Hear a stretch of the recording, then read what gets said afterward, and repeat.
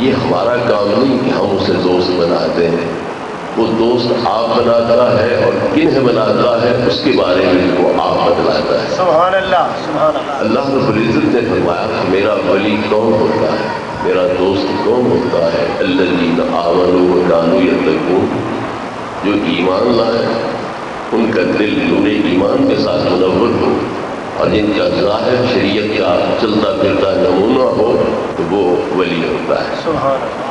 لہذا جب تک دل میں ایمان کا نور نہیں اور ظاہر شریعت مصطفیٰ کریم علیہ الصلوۃ والتسلیم کا نمونہ نہیں ہے تو ولایت نام کی کسی چیز کا وہاں تصور بھی نہیں کیا جا سکتا۔ تو یہ اللہ تبارک و تعالیٰ نے پہچان کرائی کہ ولی کون ہوتا ہے۔ الذین آمنوا وکانوا یتقون، جو ایمان لائے اور جو تقوی اختیار کریں تو وہ ولی ہوتے ہیں۔ تقوی کے 3 معنی ہوتے ہیں۔ اجمالی طور پر تو یہ ہے التجنب ما یوسف، جو چیز بھی گناہگار کرے اس سے بندہ اپنے آپ کو بچائے، یہ تقوی ہے۔ لیکن اس کے 3 مرتبے ہیں۔ پہلا مرتبہ یہ ہے کہ بندہ شرک سے بچے، کفر سے بچے، تو اس کے ذریعے پھر وہ بچاؤ سے کیا حاصل ہوگا؟ وہ خلود فی النار سے بچ جائے گا۔ پہلا مرتبہ تقوی کا یہ ہے، ایمان لانا، توحید کو اپنانا، شرک کفر سے دور ہونا۔ اس کا ثمرہ نتیجہ اسے کیا ملے گا؟ یہ کس چیز سے بچے گا؟ ہمیشہ دوزخ کی آگ میں رہنے سے بچ جائے گا۔ جو کافر ہوگا، مشرک ہوگا، وہ ہمیشہ دوزخ کی آگ میں رہے گا۔ لیکن جو مومن ہوگا، خواہ اور کوئی عمل اس کے پاس نہ ہو، وہ ہمیشہ دوزخ کی آگ میں نہیں رہ سکتا، بالآخر نجات پا جائے گا۔ 100 سال بعد پائے، 1000 سال بعد پائے، 50,000 سال بعد پائے، ہر حال بالآخر نجات پا جائے گا۔ دوسرا درجہ یہ ہے کہ جو فرائض واجبات ہیں وہ ادا کرے اور جو حرام اور مکروہ تحریمی ہے ان سے اپنے آپ کو بچائے۔ تو پھر اس تقوی کے درجے پر پہنچنے کے بعد وہ دخول فی النار سے بچ جائے گا۔ اللہ رب العزت اسے دوزخ میں داخل ہونے سے محفوظ رکھے گا اور دوزخ کی گرم ہوا سے بھی اس کو محفوظ رکھے گا۔ تیسرا درجہ تقوی کا کیا ہے کہ بندہ اپنی ہستی سے الگ ہو جائے، اپنے آپ کو فنا کر دے، اپنے وجود کو اللہ کے وجود میں، اپنی صفات کو اللہ کی صفات میں، اپنی ذات کو اللہ کی ذات میں۔ یہ تقوی کا آخری درجہ ہے جس کو اتقوا اللہ حق تقاتہ سے اللہ نے تعبیر کیا کہ اللہ سے تقوی اختیار کرو جس طرح کے حق ہے تقوی اختیار کرنے کا۔ تو یہ ولی کی پہچان بیان کی گئی ہے کہ الذین آمنوا وکانوا یتقون، جن کے دل میں نور ایمان ہو، جن کا ظاہر شریعت کا چلتا پھرتا نمونہ ہو اور جن کی نظر اٹھے تو اللہ کے لیے، کان جھکیں تو اللہ کے لیے اور دل کا صحن خالی ہو ان کا تو صرف اللہ کی تجلیات کے۔ سبحان اللہ، سبحان اللہ۔ اب ولی کا مقام کیا ہے؟ تو وہ اللہ کے دوست ہیں، اللہ کے محبوب ہیں، اللہ کے مقرب ہیں، اللہ کے پیارے ہیں، اللہ کی طرف سے معزوم بھی تصرف ہے۔ تو ولایت میں 3 معنی آتے ہیں۔ ولی ولین سے ہے تو قرب کا معنی ہوا، تو پھر ولی اللہ کا کیا ہے کہ یہ اللہ کے قریب ہے، اللہ اس کے قریب ہے۔ ولایت سے ہو تو یہ تصرف کے معنی میں ہے، اس کا مطلب کیا ہوگا کہ اللہ اس کے معاملات کو آپ سر انجام دیتا ہے اور اپنی کائنات کا نظام اس کے حوالے فرماتا ہے۔ ولایت سے ہو تو اس کا معنی محبت ہے، تو پھر ولی کا مطلب کیا ہے کہ یہ اللہ کا محبوب ہے اور اللہ اس کا محبوب ہے۔ تو الا ان اولیاء اللہ میں یہ تینوں معنی آ جاتے ہیں کہ یہ اللہ کے قریب ہے، اللہ ان کے قریب ہے، یہ اللہ کے محبوب ہے، اللہ ان کا محبوب ہے اور اللہ ان کے معاملات کو سر انجام دیتا ہے اور کائنات کا نظام اللہ ان کے حوالے فرماتا ہے۔ تیسری چیز انجام بیان کیا کہ لا خوف علیہم ولا هم يحزنون، اس مقام پہ پہنچ گئے، نہ ان کے لیے خوف ہے نہ ان کے لیے حزن و ملال ہے۔ خوف کا مطلب کیا ہے کہ جو چیز بندے کو پسند نہ ہو، جس سے وہ نفرت کرے، گھبرائے، اس کی طبیعت تنگ پڑے، پختہ ہے، یہ خوف ہوا۔ اور جس چیز سے کوئی غم، اندوہ، رنج علم سے ظاہر ہو تو وہ کیا ہے؟ ایک چیز محبوب ہے، اس پیاری چیز کے ہاتھ سے نکلنے کا اندیشہ ہو، فکر ہو، تو پھر رنج اور ملال لاحق ہوگا، دکھ محسوس کرے گا۔ تو اللہ رب العزت نے فرمایا کہ جو چیز انہیں پسند نہیں وہ ان کے قریب پھٹکے گی نہیں، اور جو ان کو محبوب ہے وہ ان کے ہاتھ سے نکلے گی نہیں۔ وہ جو چاہیں گے وہ ہوگا، جو نہیں چاہیں گے وہ نہیں ہوگا۔ یہ ولی کا انجام بیان کیا گیا ہے۔ نعرہ رسالت، نعرہ حیدری، علماء اہل سنت۔ حضرات گرامی، اس مقام لا خوف علیہم ولا هم یحزنون کا یا ولایت کا مقام ہو، یہ متفرع ہے کس پر؟ کہ ایمان ہو اور تقویٰ ہو، اس کے بعد یہ مقامات حاصل ہوتے ہیں۔ تو بخاری شریف کی جلد ثانی باب التواضع کی حدیث ہے، اس سے یہ حقیقت کھل کے سامنے آتی ہے کہ کس طرح پر یہ مقام ولایت والا، لا خوف علیہم ولا هم یحزنون والا بندے کو حاصل ہوتا ہے۔ اللہ رب العزت ارشاد فرماتا ہے ما تقرب الی عبدی بشیء احب الی مما افترضت علیہ۔ کوئی بندہ بھی میرے اگر قریب آنا چاہتا ہے تو فرائض کی ادائیگی سے بڑھ کر کوئی محبوب ترین ذریعہ میرے قرب کا نہیں ہے۔ سب سے اگر محبوب ترین، پسندیدہ ترین ذریعہ تو میرے قرب کا ہے تو وہ فرضوں کی ادائیگی ہے، نمازیں فرض، روزے فرض، زکوٰۃ فرض، حج فرض، تو جتنے بھی فرائض ہیں ان کی ادائیگی سے بڑھ کر کوئی محبوب ترین ذریعہ میرے وصل کا نہیں۔ ہم لوگ کوئی خاص راتیں آ جائیں تو نفلی باتوں پہ بڑا زور لگاتے ہیں، آگے پیچھے فرض چھوڑ دیتے ہیں، یہ غلط طریقہ ہے۔ سب سے پہلی چیز کیا ہے؟ فرائض کی پابندی ہو۔ فرائض سے بڑھ کر کوئی محبوب ترین ذریعہ اللہ رب العزت کے وصل کا نہیں ہے۔ نوافل اسی صورت میں فائدہ دیتے ہیں جب فرائض کا حق ادا کر لیا جائے، اس کے بعد پھر درجہ نفل کا آتا ہے۔ تو اللہ رب العزت کا فرمان، اور نبی پاک نے اللہ کی ترجمانی کرتے ہوئے فرمایا کہ لا یزال عبدی یتقرب الی بکثرۃ النوافل حتی احببتہ۔ بندہ نفلوں کی جب کثرت کرتا ہے، نماز نفلی کثرت سے پڑھے، روزے نفلی کثرت سے رکھے، حج عمرے نفلی کثرت کے ساتھ کرے، زکوٰۃ اور مالی عبادات نفلی فرضوں کے بعد کثرت کے ساتھ کرے، تو میں اس کو اپنا محبوب بنا لیتا ہوں۔ پہلے فرائض کی ادائیگی ہو، پھر نفلوں کی کثرت ہو، تو اللہ فرماتا ہے کہ میں اس بندے کو اپنا محبوب بنا لیتا ہوں۔ اب ذرا اندازہ کریں آپ کہ عبادات کی بدولت اللہ رب العزت بندے کو کس بلندی پہ پہنچا رہا ہے۔ نماز بندہ پڑھتا ہے تو شروع کرتے وقت کھڑا ہوتا ہے، پھر رکوع میں جاتا ہے، دورہ ہو گیا، پھر سجدے میں چلا گیا، مٹی کی ڈھیری بن کے اللہ رب العزت کی بارگاہ ناز میں اپنے آپ کو پھینک دیتا ہے کہ میں تو مٹی کی ڈھیری کی طرح تیرے در پہ پڑا ہوں۔ تو جتنا یہ جھکتا چلا جاتا ہے اللہ اسے اتنا ہی اٹھاتا چلا جاتا ہے اور بلند کرتا چلا جاتا ہے۔ من تواضع للہ رفعہ اللہ۔ نبی کریم علیہ الصلوۃ والتسلیم فرماتے ہیں کہ جو اللہ کی خاطر جھکتا چلا جاتا ہے اللہ رب العزت اسے بلند کرتا چلا جاتا ہے۔ ایک بچے نے اگر غلطی کی ہو تو استاد اسے کیا کہیں گے؟ تو ناک کے ساتھ اتنی لکیریں کھینچ، پھر وہ اپنے ہم جماعت کے طلباء کے سامنے آنکھ اٹھا کے دیکھ سکتا ہے، کتنا شرمندہ ہوتا ہے، کتنا وہ پشیمان ہوتا ہے، پریشان ہوتا ہے۔ وہ آنکھ ملا کے اپنے ساتھیوں سے بات نہیں کر سکتا کیونکہ مجھے ناک سے لکیریں کھینچنی پڑی۔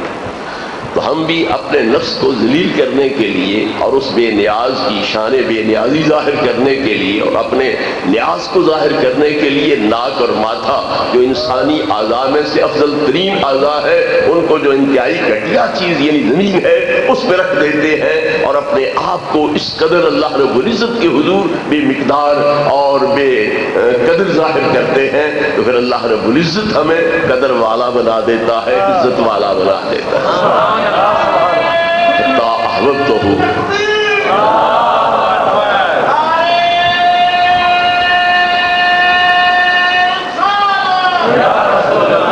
ایک میری عرض سن لے،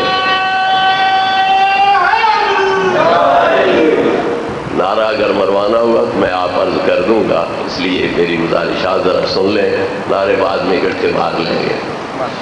تو اللہ تبارک و تعالیٰ فرماتا ہے حتیٰ احببتہ، میں اس بندے کو اپنا محبوب بنا لیتا ہوں۔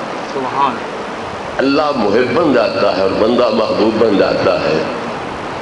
اللہ رب العزت کا اگر تصور ذہن میں ہو کہ وہ کائنات کا بادشاہ ہے، کائنات کا مالک ہے، ازلی ابدی بادشاہ ہے، ازلی ابدی مالک ہے، جس کی کائنات کی حد کوئی نہیں، کتنے جہان ہیں گنتی کوئی نہیں۔ وما یعلم جنود ربک الا ھو، کوئی نہیں جانتا کہ فرشتے کتنے ہیں، جنات کتنے ہیں، باقی روحانی مخلوق کتنی ہے۔ تو اتنی بڑی عظیم سلطنت کا مالک اور ازلی ابدی سلطنت کا مالک، اتنے عظیم شانوں کا مالک، وہ محب بن رہا ہے اور اس خاکی پتلے کو اپنا محبوب بنا رہا ہے۔ یہ کتنا بڑا اعزاز ہے اس کے لیے۔ ایک تھانے دار کے ساتھ اگر کسی کی الیک سلیک ہو تو وہ تھانے میں اپنی ایڑیاں زمین سے اٹھا کے چلتا ہے، میں تھانے کا مالک ہوں، جس کو چاہوں چلان کروا دوں، جس کو چاہوں جوتے مروا دوں، یہ کروں وہ کروں۔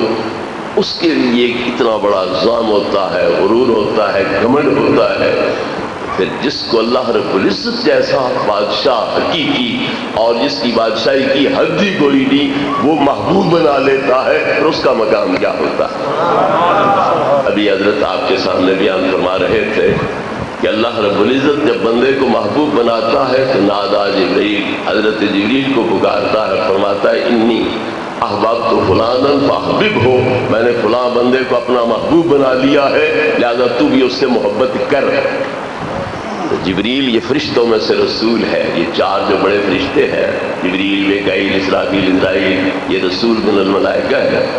تو اس عظیم رسول فرشتے کو اللہ رب العزت پابند کر رہا ہے کہ میں فلاں کو محبوب بنا چکا ہوں، لہذا تو بھی اس کا محب بن اور اسے اپنا محبوب بنا۔ تو جبریل اللہ کے حکم کی خلاف ورزی کر سکتا ہے؟ وہ کہہ سکتا ہے کہ نہیں میں محبت نہیں کرتا؟ تو جبریل عرض کرتا ہے حضور میں بھی اس کا محب ہوں، میرا بھی محبوب ہے۔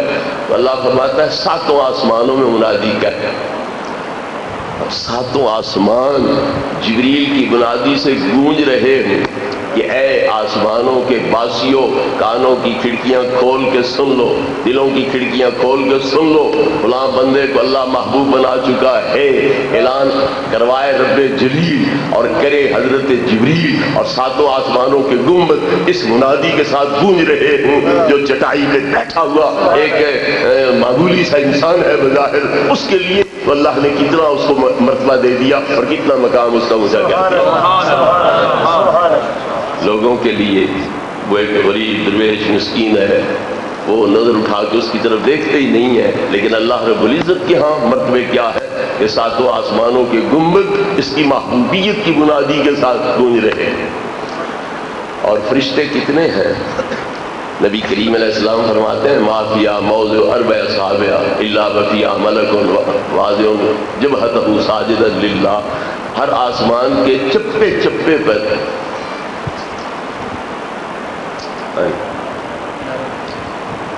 نعرہ تکبیر، نعرہ رسالت، نعرہ تحقیق، نعرہ حیدری، نعرہ غوثیہ۔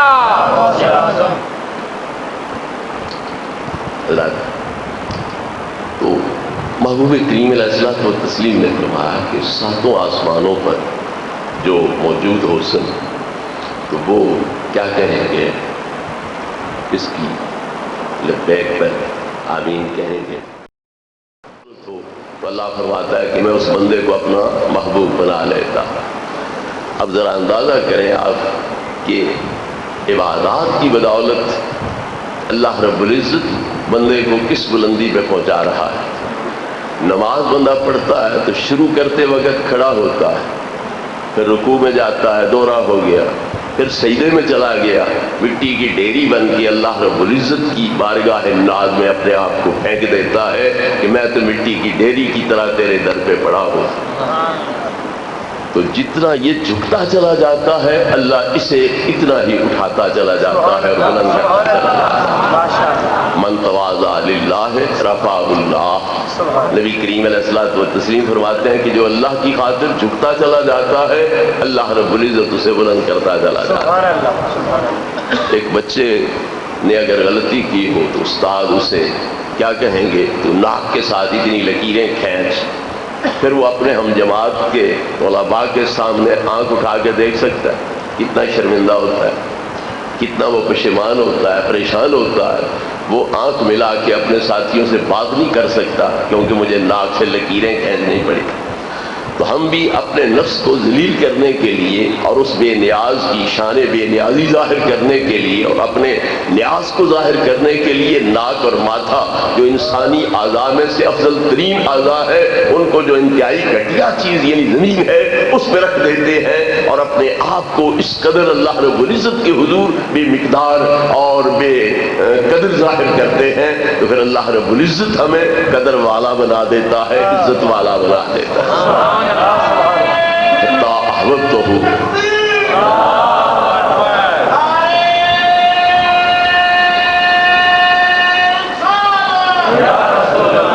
ایک میری عرض سن لے، نعرہ اگر مروانا ہوا تو میں آپ عرض کر دوں گا، اس لیے میری گزارشات ذرا سن لیں، نعرے بعد میں اکٹھے مار لیں گے۔ تو اللہ تبارک و تعالیٰ فرماتا ہے حتیٰ احببتہ، میں اس بندے کو اپنا محبوب بنا لیتا ہوں۔ اللہ محب بن جاتا ہے اور بندہ محبوب بن جاتا ہے۔ اللہ رب العزت کا اگر تصور ذہن میں ہو کہ وہ کائنات کا بادشاہ ہے، کائنات کا مالک ہے، ازلی ابدی بادشاہ ہے، ازلی ابدی مالک ہے، جس کی کائنات کی حد کوئی نہیں، کتنے جہان ہیں گنتی کوئی نہیں۔ وما یعلم جنود ربک الا ھو، کوئی نہیں جانتا کہ فرشتے کتنے ہیں، جنات کتنے ہیں، باقی روحانی مخلوق کتنی ہے۔ تو اتنی بڑی عظیم سلطنت کا مالک اور ازلی ابدی سلطنت کا مالک، اتنے عظیم شانوں کا مالک وہ محب بن رہا ہے اور اس خاکی پتلے کو اپنا محبوب بنا رہا ہے۔ یہ کتنا بڑا اعزاز ہے اس کے لیے۔ ایک تھانے دار کے ساتھ اگر کسی کی الیک سلیک ہو تو وہ تھانے میں اپنی ایڑیاں زمین سے اٹھا کے چلتا ہے، میں تھانے کا مالک ہوں، جس کو چاہوں چلان کروا دوں، جس کو چاہوں جوتے مروا دوں، یہ کروں وہ کروں۔ اس کے لیے اتنا بڑا ظلم ہوتا ہے، غرور ہوتا ہے، گھمنڈ ہوتا ہے۔ پھر جس کو اللہ رب العزت جیسا بادشاہ حقیقی اور جس کی بادشاہی کی حد ہی کوئی نہیں وہ محبوب بنا لیتا ہے، پھر اس کا مقام کیا ہوتا ہے؟ ابھی حضرت آپ کے سامنے بیان فرما رہے تھے کہ اللہ حضرت جب بندے کو محبوب بناتا ہے تو نادا جبریل، حضرت جبریل کو پکارتا ہے، فرماتا ہے انی احببت فلانا فاحبب ہو، میں نے فلاں بندے کو اپنا محبوب بنا لیا ہے لہذا تو بھی اس سے محبت کر۔ جبریل یہ فرشتوں میں سے رسول ہے، یہ چار جو بڑے فرشتے ہیں جبریل، میکائیل، اسرافیل، اسرائیل، یہ رسول من الملائکہ ہے۔ تو اس عظیم رسول فرشتے کو اللہ رب العزت پابند کر رہا ہے کہ میں فلاں کو محبوب بنا چکا ہوں لہذا تو بھی اس کا محب بن اور اسے اپنا محبوب بنا۔ تو جبریل اللہ کے حکم کی خلاف ورزی کر سکتا ہے؟ وہ کہہ سکتا ہے کہ نہیں میں محبت نہیں کرتا؟ تو جبریل عرض کرتا ہے حضور میں بھی اس کا محب ہوں، میرا بھی محبوب ہے۔ تو اللہ فرماتا ہے ساتوں آسمانوں میں منادی کر، ساتوں آسمان جبریل کی منادی سے گونج رہے ہیں کہ اے آسمانوں کے باسیوں، کانوں کی کھڑکیاں کھول کے سن لو، دلوں کی کھڑکیاں کھول کے سن لو، فلاں بندے کو اللہ محبوب بنا چکا ہے۔ اعلان کروائے رب جلیل اور کرے حضرت جبریل اور ساتوں آسمانوں کے گنبد اس منادی کے ساتھ گونج رہے ہیں۔ جو چٹائی پہ بیٹھا ہوا ایک معمولی سا انسان ہے بظاہر، اس کے لیے تو اللہ نے کتنا اس کو مرتبہ دے دیا اور کتنا مقام اس کا اونچا کر دیا۔ لوگوں کے لیے وہ ایک غریب درویش مسکین ہے، وہ نظر اٹھا کے اس کی طرف دیکھتے ہی نہیں ہے، لیکن اللہ رب العزت کے ہاں مرتبے کیا ہے کہ ساتوں آسمانوں کے گنبد اس کی محبوبیت کی منادی کے ساتھ گونج رہے ہیں۔ اور فرشتے کتنے ہیں؟ نبی کریم علیہ السلام فرماتے ہیں ما فیہا موضع اربع اصابع الا وفیہا ملک واضع جبہتہ ساجدا للہ۔ ہر آسمان کے چپے چپے پر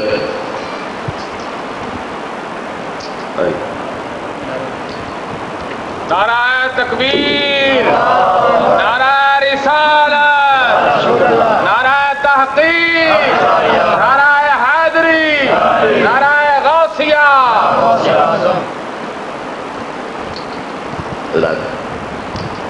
तो महबूब करीम अलैहिस्सलात व तस्लीम ने फरमाया कि सातों आसमानों पर जो मौजूद हो सन तो वो क्या कहेंगे, इसकी लब्बैक पर आमीन कहेंगे, इसके आईना को ठुकराएंगे नहीं बल्कि उसे आमीन कहेंगे। वो सातों आसमानों पर जो मौजूद फरिश्ते हैं तो वो लब्बैक पर हाज़री देंगे। तो वो कितने फरिश्ते होंगे? तो नबी करीम अलैहिस्सलातु व तस्लीम ने फरमाया कि हर 4 उंगल पर एक फरिश्ता मौजूद होगा जो इनकी लब्बैक पर आमीन कहेगा और हाजिर होने का दावा करेगा। और जब ये कहेंगे कि हमारी इस आमीन पर लब्बैक कहो तो वो भी लब्बैक कहेगा और आमीन कहेगा और इस वाजिब को इस तरह पर अदा करेगा। तो ये ज़मीन जो है ये 24,000 मील तकरीबन बनती है गोलाई इसकी, और आसमान इससे कहीं दूर फिर घेरे में है पहला, फिर हज़ारों मील आगे दूसरा, तीसरा, सातवां। तो इस अंदाज का फासला देखो पहले, फिर उनका फैलाव देखो, तो फिर चप्पे चप्पे पर फरिश्ता हर आसमान पर मौजूद हो तो वो कहाँ जा पहुँचे। तो इतने फरिश्ते हैं जिनको ये पुकार के कहा जा रहा होगा कि इस हस्ती के साथ तुम क्या करो, मोहब्बत करो। जिस तरह अल्लाह के साथ तुम्हें मोहब्बत है, रसूल पाक के साथ मोहब्बत है, इसी तरह इस हस्ती के साथ भी तुम अपने दिल में मोहब्बत पैदा करो। हज़रत जिब्रील को हुक्म दिया जाएगा कि तुम सातों आसमानों में ऐलान करो और वहाँ बसने वाले जो अनगिनत फरिश्ते हैं उनको इसका पाबंद करो। जब वो ऐलान हो चुकेगा तो वो अर्ज करेंगे अब क्या हुक्म है। अल्लाह फरमाएगा अब ज़मीन पे उतरो और ज़मीन पे जितनी बसने वाली चीज़ें हैं उन सब को ऐलान करो। वो समुंदर की मछलियाँ हैं तो हवा में उड़ने वाली चीज़ें हैं या ज़मीन पर बसने वाली चीज़ें हैं, आग से पैदा होने वाले जिन्नात हैं या मिट्टी से पैदा होने वाले इंसान और बाकी जानवर हैं, उन तमाम को ये पैगाम पहुँचा दो कि वो महबूब करीम अलैहिस्सलातु व तस्लीम ये तुफैल पैदा किए जा रहे हैं और महबूब पाक साहिब औलाद सल्लल्लाहु ताला अलैहि वसल्लम की मोहब्बत की वजह से हम उनको पैदा कर रहे हैं। तो ये सारी मखलूक जो है आसमानों और ज़मीनों में बसने वाली ये सारी ताबे हैं और मकसूद अगर है तो ये महबूब हस्तियाँ हैं। तो अल्लाह तबारक व तआला इनकी मोहब्बत का उन्हें पाबंद करता है और उन्हें हुक्म देता है कि इनको जहाँ भी किसी खिदमत की ज़रूरत हो तो तुम्हें हर हाल में उनकी खिदमत के लिए पहुँचना होगा। तो लिहाजा महबूब पाक साहिब औलाद सल्लल्लाहु ताला अलैहि वसल्लम के सदके इस इंसान को जब वो अल्लाह रब्बुल इज़्ज़त की महबूबियत के मकाम पे पहुँचता है तो आसमानों पे बसने वाले, ज़मीनों पे बसने वालों को इस बात का पाबंद किया जाता है कि मैं फलां का मुहिब हूँ, लिहाजा तुम सारे भी उसके मुहिब बनो और उसे अपना महबूब बनाओ। तो आसमान वाली मखलूक भी उसे अपना महबूब बनाती है और ज़मीन वाली मखलूक जो है वो भी उसे अपना महबूब समझती है। अल्लाह तबारक व तआला इस तरह पर इन हज़रात को अपनी मोहब्बतों का गहवारा बनाता है और सारी मखलूक को इनकी तरफ मुतवज्जे फरमाता है। हज़रत गिरामी अल्लाह तबारक व तआला ने ये वाज़ेह फरमा दिया कि जो बंदा फ़राइज़ की कसरत करता, पाबंदी करता है और नवाफिल की कसरत करता है तो मैं उसको अपना महबूब बना लेता। और जब अल्लाह किसी को महबूब बनाता है तो फिर सारे फरिश्ते भी उसको अपना महबूब समझते हैं, आसमान वालों भी महबूब समझते हैं, ज़मीन वाले भी उसको महबूब समझते हैं, हर चीज़ उसके साथ मोहब्बत करने लग जाती है। हज़रत गिरामी अल्लज़ीना आमनू व कानू यत्तक़ून, कौन है अल्लाह के वली जो ईमान लाए और अल्लाह रब्बुल इज़्ज़त से तक़वा इख्तियार करें। وہ اللہ رب العزت کے ولی، اللہ رب العزت کے دوست، اللہ کے محبوب بنتے ہیں۔ تو ان کا پھر مقام کیا ہوتا ہے؟ جب وہ محبوب ہوتے ہیں تو اللہ فرماتا ہے کنت سمعہ الذی یسمع بہ، اذا احببتہ کنت سمعہ الذی یسمع بہ، جب میں اس بندے کو اپنا محبوب بنا لیتا ہوں تو اس کے کان میں ہوتا ہوں جن سے سنتا ہے، وبصرہ الذی یبصر بہ، اس کی آنکھ میں ہوتا ہوں جس سے دیکھتا ہے، ویدہ التی یبطش بہا، اس کے ہاتھ میں ہوتا ہوں جن سے پکڑتا ہے، ورجلہ التی یمشی بہا، اس کے پاؤں میں ہوتا ہوں جن کے ساتھ چلتا ہے۔ یہ تو بخاری شریف کے الفاظ ہیں۔ دوسری کتابوں میں اس روایت کے اندر یہ اضافہ ہے کہ وَلِسَانَهُ الَّذِي يَتَكَلَّمُ بِهِ، اس بندے کی زبان میں ہوتا ہوں جس سے بولتا ہے، وَفُؤَادَهُ الَّذِي يَعْقِلُ بِهِ، اس کا دل و دماغ بھی میں ہوتا ہوں جس کے ساتھ وہ سوچتا ہے۔ اب ذرا اس بات پہ غور فرمائیں کہ اللہ رب العزت فرماتا ہے جب میں اسے محبوب بنا لیتا ہوں تو اس کے کان میں ہوتا ہوں جن سے سنتا ہے، آنکھیں میں ہوتا ہوں جن سے دیکھتا ہے، ہاتھ میں ہوتا ہوں جن سے پکڑتا ہے، پاؤں میں ہوتا ہوں جن سے چلتا ہے، زبان میں ہوتا ہوں جس سے بولتا ہے، اور دل دماغ میں ہوتا ہوں جس سے سوچتا ہے۔ اللہ تبارک و تعالیٰ کسی کے کان بنے، آنکھیں بنے، اس کے کان آنکھ بن گیا تو دوسرے کدھر گیا؟ اس کے بنے، یہ کدھر جائے گا؟ اس کے آنکھ کان کیا ہوگا؟ یہ کیسی صورت ہے؟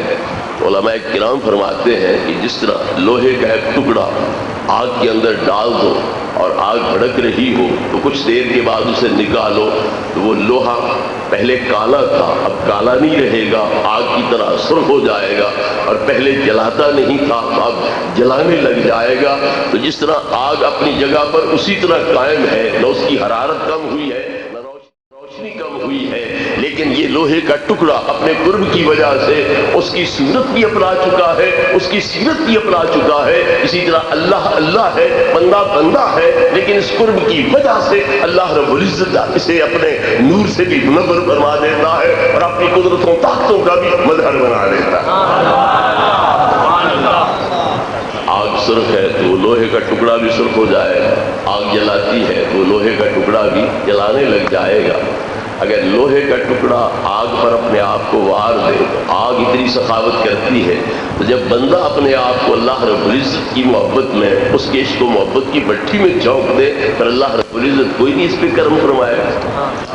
آگ اللہ کی مخلوق ہے، اگر اللہ کی مخلوق اتنی سخاوت اپنے آپ پر فنا ہونے والے کے متعلق کر سکتی ہے کہ جو کچھ اس کے پاس ہے اس لوہے کے ٹکڑے کو دے دیتی ہے، پھر اللہ جو اس آگ کا خالق ہے، جو اس کی محبت پر اپنے آپ کو فنا کر رہا ہے، اللہ اسے کیوں اپنے کمالات کا مظہر نہیں بنائے؟ اسی لیے امام راضی علیہ رحمت فرماتے ہیں اذا صار نور جلال اللہ سمع له سمع القریب والبعید، جب اللہ کا نور اس بندے کے کان بن جاتا ہے جس طرح قریب سے سنتا ہے اسی طرح دور سے سنتا ہے۔ فَإِذَا صَارَ نُورُ جَلَالِ اللَّهِ بَصَرًا لَهُ رَأَى الْقَرِيبَ وَالْبَعِيدَ، جب اللہ رب العزت کا نور اس بندے کی آنکھ بنتا ہے جس طرح قریب سے دیکھتا ہے ویسے ہی دور سے دیکھتا ہے۔ فَإِذَا صَارَ نُورُ جَلَالِ اللَّهِ يَدًا لَهُ قَدَرَ عَلَى التَّصَرُّفِ فِي الصَّعْبِ وَالسَّهْلِ وَالْقَرِيبِ وَالْبَعِيدِ، جب اللہ رب العزت کے نور سے اس کے ہاتھ منور ہوتے ہیں تو جس طرح آسان کام کر سکتا ہے مشکلیں بھی حل کر سکتا ہے، اور جس طرح قریب تصرف کر سکتا ہے اسی طرح دور بھی تصرف کر سکتا ہے۔ سبحان اللہ۔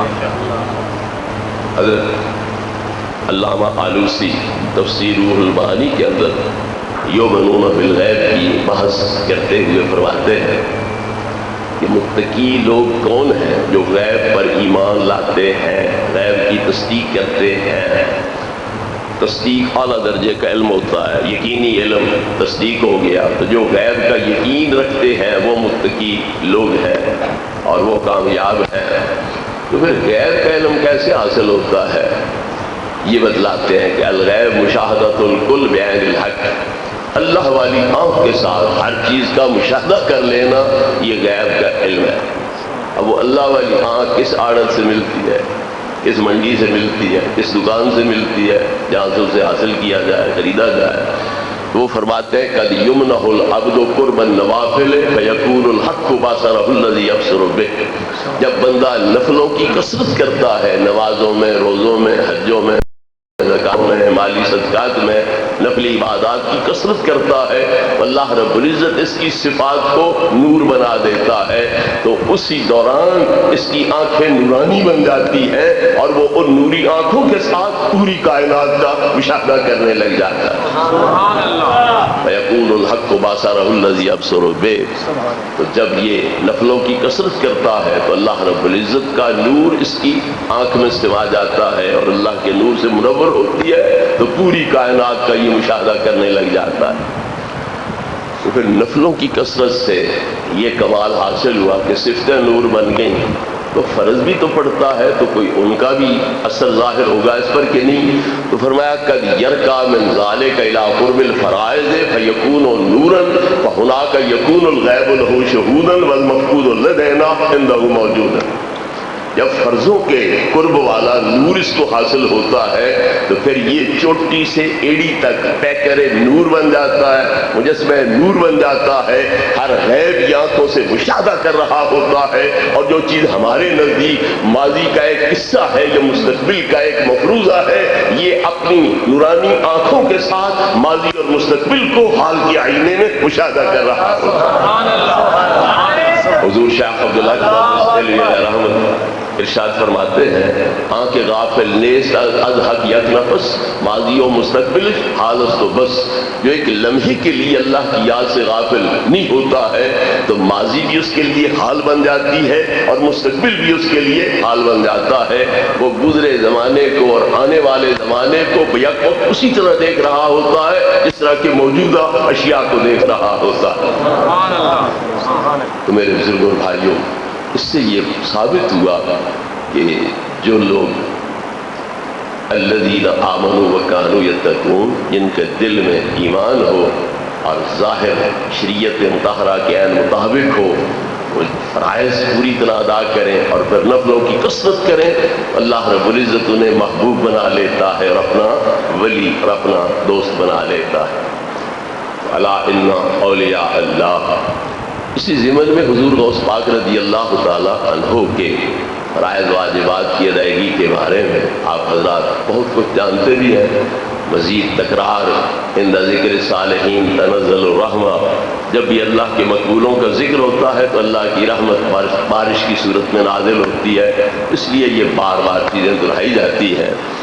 لوگ تو روزے رکھتے ہیں، بالغ ہونے کے بعد وہ سمجھتے ہیں کہ اب ہم پہ فرض ہو گئے ہیں لہذا ہم روزے رکھیں، لیکن حضور غوث پاک رضی اللہ عنہ کی شان یہ ہے کہ پیدا ہوتے ہی آپ نے پہلا رمضان آیا اس وقت سے روزے شروع کروا لیے۔ صبح صادق ہوتی تو آپ امی جان کا دودھ پینا بند کر دیتے، شام تک آپ امی جان کا دودھ نہیں پیتے تھے۔ پہلے سال آپ نے یہ مظاہرہ کیا ولادت پاک کے بعد کہ رمضان شریف شروع ہوا تو صبح صادق سے شام آپ امی جان کا دودھ نہیں پیتے تھے، کوئی چیز کھانے پینے کی استعمال نہیں کرتے تھے، تو آپ کا یہ معاملہ مشہور ہو گیا۔ اگلے سال چاند مشتبہ ہو گیا تو پھر لوگوں نے کہا گھبرانے کی ضرورت کوئی نہیں، سادات کے در پہ چلے جائیں گے، صبح کھا پی لیں گے، صبح سے پہلے صبح صادق ہونے لگے گی تو سادات کے در پہ چلے جائیں گے، پوچھ لیں گے تمہارے شہزادے نے دودھ پینا بند کیا ہے یا نہیں کیا، بند کیا ہے تو رمضان کی نیت کر لیں گے، نہیں بند کیا ہے تو پھر نہیں نیت کریں گے۔ بڑے لوگوں کو کھلے صحراؤں میں چاند نظر نہیں آ رہا، مکانوں کی چھتوں پہ چڑھ کے نظر نہیں آ رہا، مگر یہ لاڈلا ماں کی گود میں ہوتے ہوئے مکان کی چھت کے نیچے ہوتے ہوئے اس سے باخبر ہے کہ رمضان شروع ہوا ہے یا نہیں ہوا ہے اور اس کا احترام میں نے کرنا ہے یا نہیں کرنا۔ بچپن سے جس کی عبادت کا حال یہ ہے پھر اس کو اللہ رب العزت یہ مقام کیوں نہیں عطا کرے گا؟ پھر حضور پیر سیال خواجہ شمس العارفین رضی اللہ تعالی عنہ فرماتے ہیں کہ جو نسب ہوتا ہے پاکیزہ اس کا بھی دخل ہوتا ہے۔ بعض عبادتیں اس مقام پہ نہیں پہنچاتی، جو جوہر کی پاکیزگی ہوتی ہے اس کا بھی اس میں بڑا دخل ہوتا ہے۔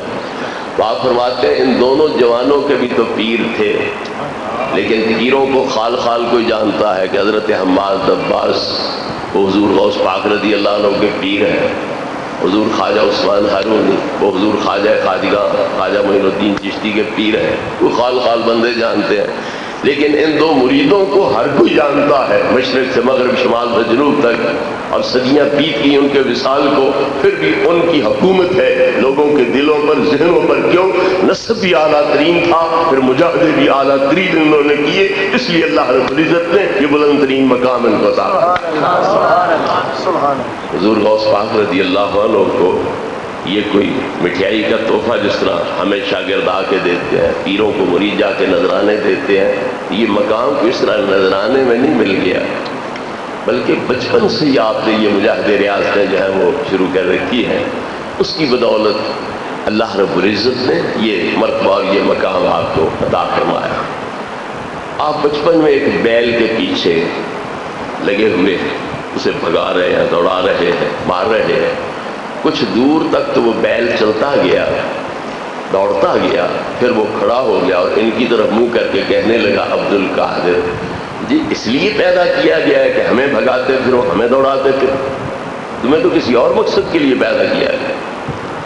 بیل کو پتہ ہے کہ اس بچے کو اللہ نے کس مقصد کے لیے پیدا کیا ہے، جس کو ہم بڑا جاہل سمجھے، بڑا بے وقوف سمجھے، کیا کہتے ہیں یہ ڈھگا ہے، یہ بیل ہے، مگر جو ہماری نظروں میں ڈھگے ہیں، بیل ہیں، بے خبر ہیں، بے شعور ہیں، حقیقت میں وہ کتنے باشعور ہوتے ہیں، اپنے بارے میں بھی جانتے ہیں ہمارا مقصد تخلیق کیا ہے، اور دوسروں کے بارے میں بھی جانتے ہیں کہ ان کا مقصد تخلیق کیا ہے۔ ایک بندہ بیل پہ سوار ہو کے جا رہا تھا، جس طرح عام لوگ پہاڑی علاقوں کے یا تھل کے وہ بیلوں پر سواری کر لیتے ہیں، پھر چارہ وغیرہ بھوسی وغیرہ لاد لی، واپس وہ لاد کے آیا، جاتے ہوئے سواری کر لی۔ ایک بیل پر بندہ سوار ہے، کچھ دور تک تو وہ چلتا گیا، پھر کھڑا ہو گیا اور اس بندے کی طرف منہ کر کے کہا انا لم نخلق لہذا انما خلقنا للحراست، یار ہم سواری کے لیے تو نہیں پیدا کیے گئے، ہم تو کھیتی باڑی کے لیے پیدا کیے گئے، ہل کھینچنے کے لیے پیدا کیے گئے، تو غلط طریقے پر ہمیں کیوں استعمال کر رہا؟ صحابہ کرام علیہ رضوان حیران ہوئے، سبحان اللہ بقرۃ تتکلم، بیل ہو کر وہ بول رہا تھا۔ تو سرکار نے کیا فرمایا؟ اومن بہی انا و ابو بکر و عمر، میرا بھی اس پر ایمان ہے کہ وہ بیل بولا، اس نے یہ الفاظ کہے، اور ابو بکر کا بھی اس پر ایمان ہے اور عمر کا بھی ایمان ہے۔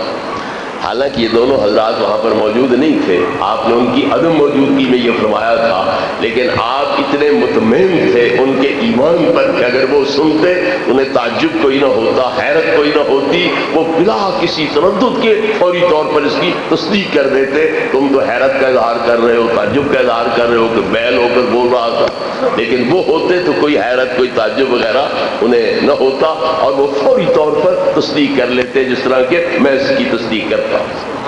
تو بیل کو پتہ ہے کہ میرے پیدا کیے جانے کا مقصد کیا ہے، اسی لیے ہم انہیں نتھ ڈالتے ہیں، وہ نتھ ڈلوا لیتے ہیں، پنجالی میں ان کو جوتتے ہیں، وہ پنجالی میں جت جاتے ہیں، ہلوں کو کھینچنے لگ جاتے ہیں، انہیں پتہ ہے کہ ہماری تخلیق کا مقصد ہی یہ ہے، نہیں تو ہمیں سینگوں پہ رکھتے، سینہ چاک کرتے ہمارا، پیٹ چاک کرتے ہمارا، ہمیں زخمی کرتے، قریب ہی نہ پٹکنے دیتے۔ تو گھوڑے ہیں، خچر ہیں، ہر ایک کو اللہ رب العزت نے سمجھا دیا ہے کہ تمہاری تخلیق کا مقصد کیا ہے، ان انسانوں کی نوکری دینا، خدمت کرنا۔ اس لیے وہ لگامیں بھی ڈلوا لیتے ہیں، زینے بھی ڈلوا لیتے ہیں، اور لوگ ان پہ سواری بھی کرتے ہیں، وہ اطاعت بھی کرتے ہیں۔ حضور شیخ عبد القادر جیلانی رضی اللہ عنہ کو وہ بیل کہتا ہے کہ عبد القادر تجھے اس مقصد کے لیے تو نہیں پیدا کیا گیا، تیرے پیدا کیے جانے کا اور مقصد ہے۔ آپ بیل کی زبان سے یہ بات سن کے کانپنے لگ گئے، گھر آئے، مکان کی چھت پہ چڑھے، مغرب کی طرف دیکھا، گیلان میں گھر ہے، ایران کے اندر یہ شہر ہے، وہاں مکان کی چھت پہ چڑھے، مغرب کی طرف دیکھا تو میدان عرفات کی آنکھوں کے سامنے تھا، موجود حاجی بھی اس میں آنکھوں کے سامنے۔ سبحان اللہ، یہ مقام بھی اس وقت سے آپ کو حاصل تھا، اتنی دور رس نگاہ ہے، اور وہ سارا عرفات کا میدان اور حاجی سارے نظر آ رہے ہیں۔ امی جان سے کہا اماں میں بغداد پڑھنے کو جاتا، بغداد شریف میں علم حاصل کرنے کے لیے جاتا ہے۔ والد گرامی کا سایہ سر سے اٹھا ہوا ہے، اکیلی امی سرپرست ہے، لیکن اس ماں نے اللہ کا نام لے کر بچے کو اجازت دی اور اللہ کے سپرد کیا کہ جاؤ بیٹا دین پڑھو، میری طرف سے اجازت۔ تو تب حضور غوث پاک رضی اللہ عنہ گھر سے بے گھر ہو کر بغداد کے اندر ایک مسافر کی حیثیت سے سال ہا سال رہ کے قرآن یاد کرتے ہیں، قراتیں پڑھتے ہیں، فارسی علم عربی علم حاصل کرتے ہیں. تکمیل کرنے کے بعد پھر صرف تقریریں نہیں جھاڑتے ہماری طرح عمل سے، خالی محض زبان سے تقریریں چل رہی ہوں، بلکہ پہلے آپ نے مجاہدے کیے، ریاضتیں کی اور اس علم کو اپنے تن پر استعمال کیا اور اسے کندن بنایا.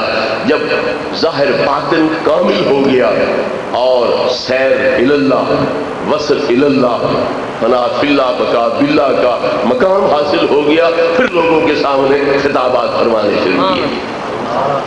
حضور غوث پاک رضی اللہ تعالیٰ عنہ نے 25 سال کا عرصہ جنگلوں میں گزارا ہے. کوئی انسان آپ کے قریب نہیں ہوتا تھا جو عام انسان ہے.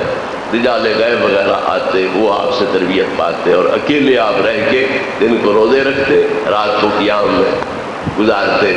اس طرح پر آپ نے 25 سال محنت فرمائی. 40 سال کا عرصہ آپ نے عشاء کے وضو سے صبح کی نماز ادا کروائی اور 15 سال آپ نے اس طرح گزارے کہ لوگ عشاء کی نماز پڑھ کے چلے جاتے تو آپ نے مسجد کی دیوار میں ایک میخ گاڑی ہوئی تھی تو آپ ہاتھ اس پہ رکھتے، ایک پاؤں اٹھا لیتے، ایک پاؤں پہ کھڑے ہو جاتے، الف لام میم سے شروع کرتے، جب تک والناس پہ نہیں پہنچتے تھے دوسرا پاؤں نیچے نہیں رکھتے. 15 سال کا عرصہ آپ نے اس طرح پر گزارا. تو نسب بھی اعلیٰ حسنی حسینی سید ہے، پھر علم بھی اعلیٰ حاصل کیا، پھر یہ اعلیٰ مجاہدے کیے، تو پھر اللہ تبارک و تعالیٰ نے محبوبیت کے مقام پہ فائز فرمایا. تو اللہ تبارک و تعالیٰ کی طرف سے ان کو یہ منصب عطا کیا گیا کہ اللہ رب العزت نے محبوب بنا لیا. اور جس طرح میں نے پہلے عرض کیا ہے کہ جب کوئی محبوب بن جاتا ہے تو پھر آسمان والوں کو بھی پتہ ہوتا ہے، زمین والوں کی ہر چیز جو ہے زمین میں بسنے والی اسے بھی پتہ ہوتا ہے کہ اللہ کے محبوب ہے اور ہر چیز جو ہے وہ ان کی خدمت گزار بن جاتی ہے. حضرت گرامی، حضور غوث پاک رضی اللہ تعالیٰ عنہ بیک وقت منبر پہ خطیب بھی ہیں، مصلی پہ امام بھی ہیں، مسند پہ مدرس بھی ہیں، مفتی اور قاضی بھی ہیں، اور ادھر ولایت کے بھی اعلیٰ مقام پہ فائز ہے. تو علم ظاہر بھی، علم باطن بھی، اور تقریر کے ذریعے بھی، تدریس کے ذریعے بھی ہر طرح دین متین کی خدمت آپ سر انجام دے رہے ہیں. آج پیر بننے کا تو مجھے بھی شوق ہے اور حضرات کو بھی بڑا شوق ہوگا، لیکن ہم یہ نہیں سوچتے کہ ان حضرات نے پیر بننے سے پہلے کتنے علم حاصل کیے، کتنے مجاہدے کیے، کتنی ریاضتیں کی، تب جا کر ان کو یہ شرف اور یہ مقام جو ہے وہ حاصل ہوا ہے.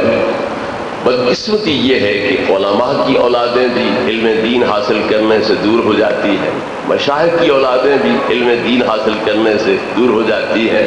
حالانکہ پہلی چیز یہ ہے کہ پہلے علم ہو، پھر اس کے مطابق عمل ہو، اس کے بعد اللہ تبارک و تعالیٰ کی طرف سے یہ مرتبے اور یہ مقام عطا کیے جاتے ہیں. اس لیے علم دین کا حاصل کرنا بس لازم اور ضروری ہے. جس طرح آپ نے سفروں میں جا کر پردیس میں یہ علم حاصل کیا. آپ فرماتے ہیں کہ میں مسجد میں بیٹھ کے سبق کا تکرار کر رہا تھا اور انتہائی بھوکا تھا. ایک بندے کے پاس تو شادان تھا، اس میں روٹی تھی.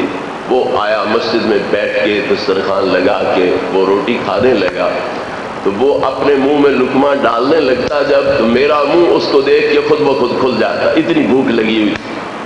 اس طرح کی شدتیں سختیاں برداشت کی اور علم دین جو ہے وہ حاصل کیا.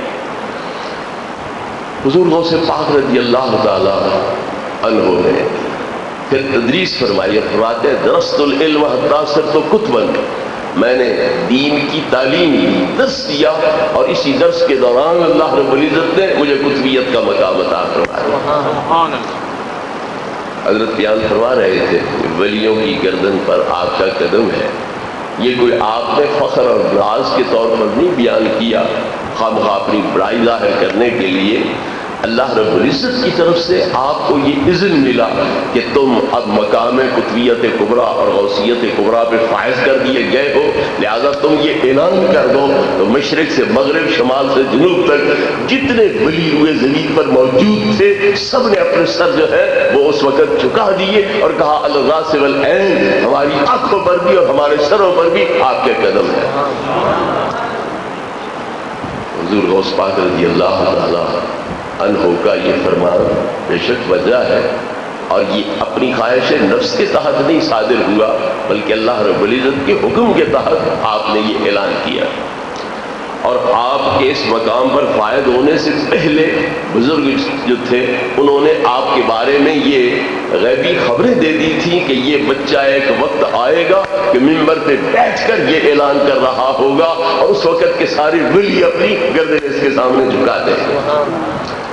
ایک غوث تھے بغداد میں، کبھی ظاہر ہوتے کبھی پوشیدہ ہو جاتے، تو 3 حضرات مل کر ان کی خدمت میں جا رہے تھے۔ ایک ابن انشا تھا، ایک ابو سعید نام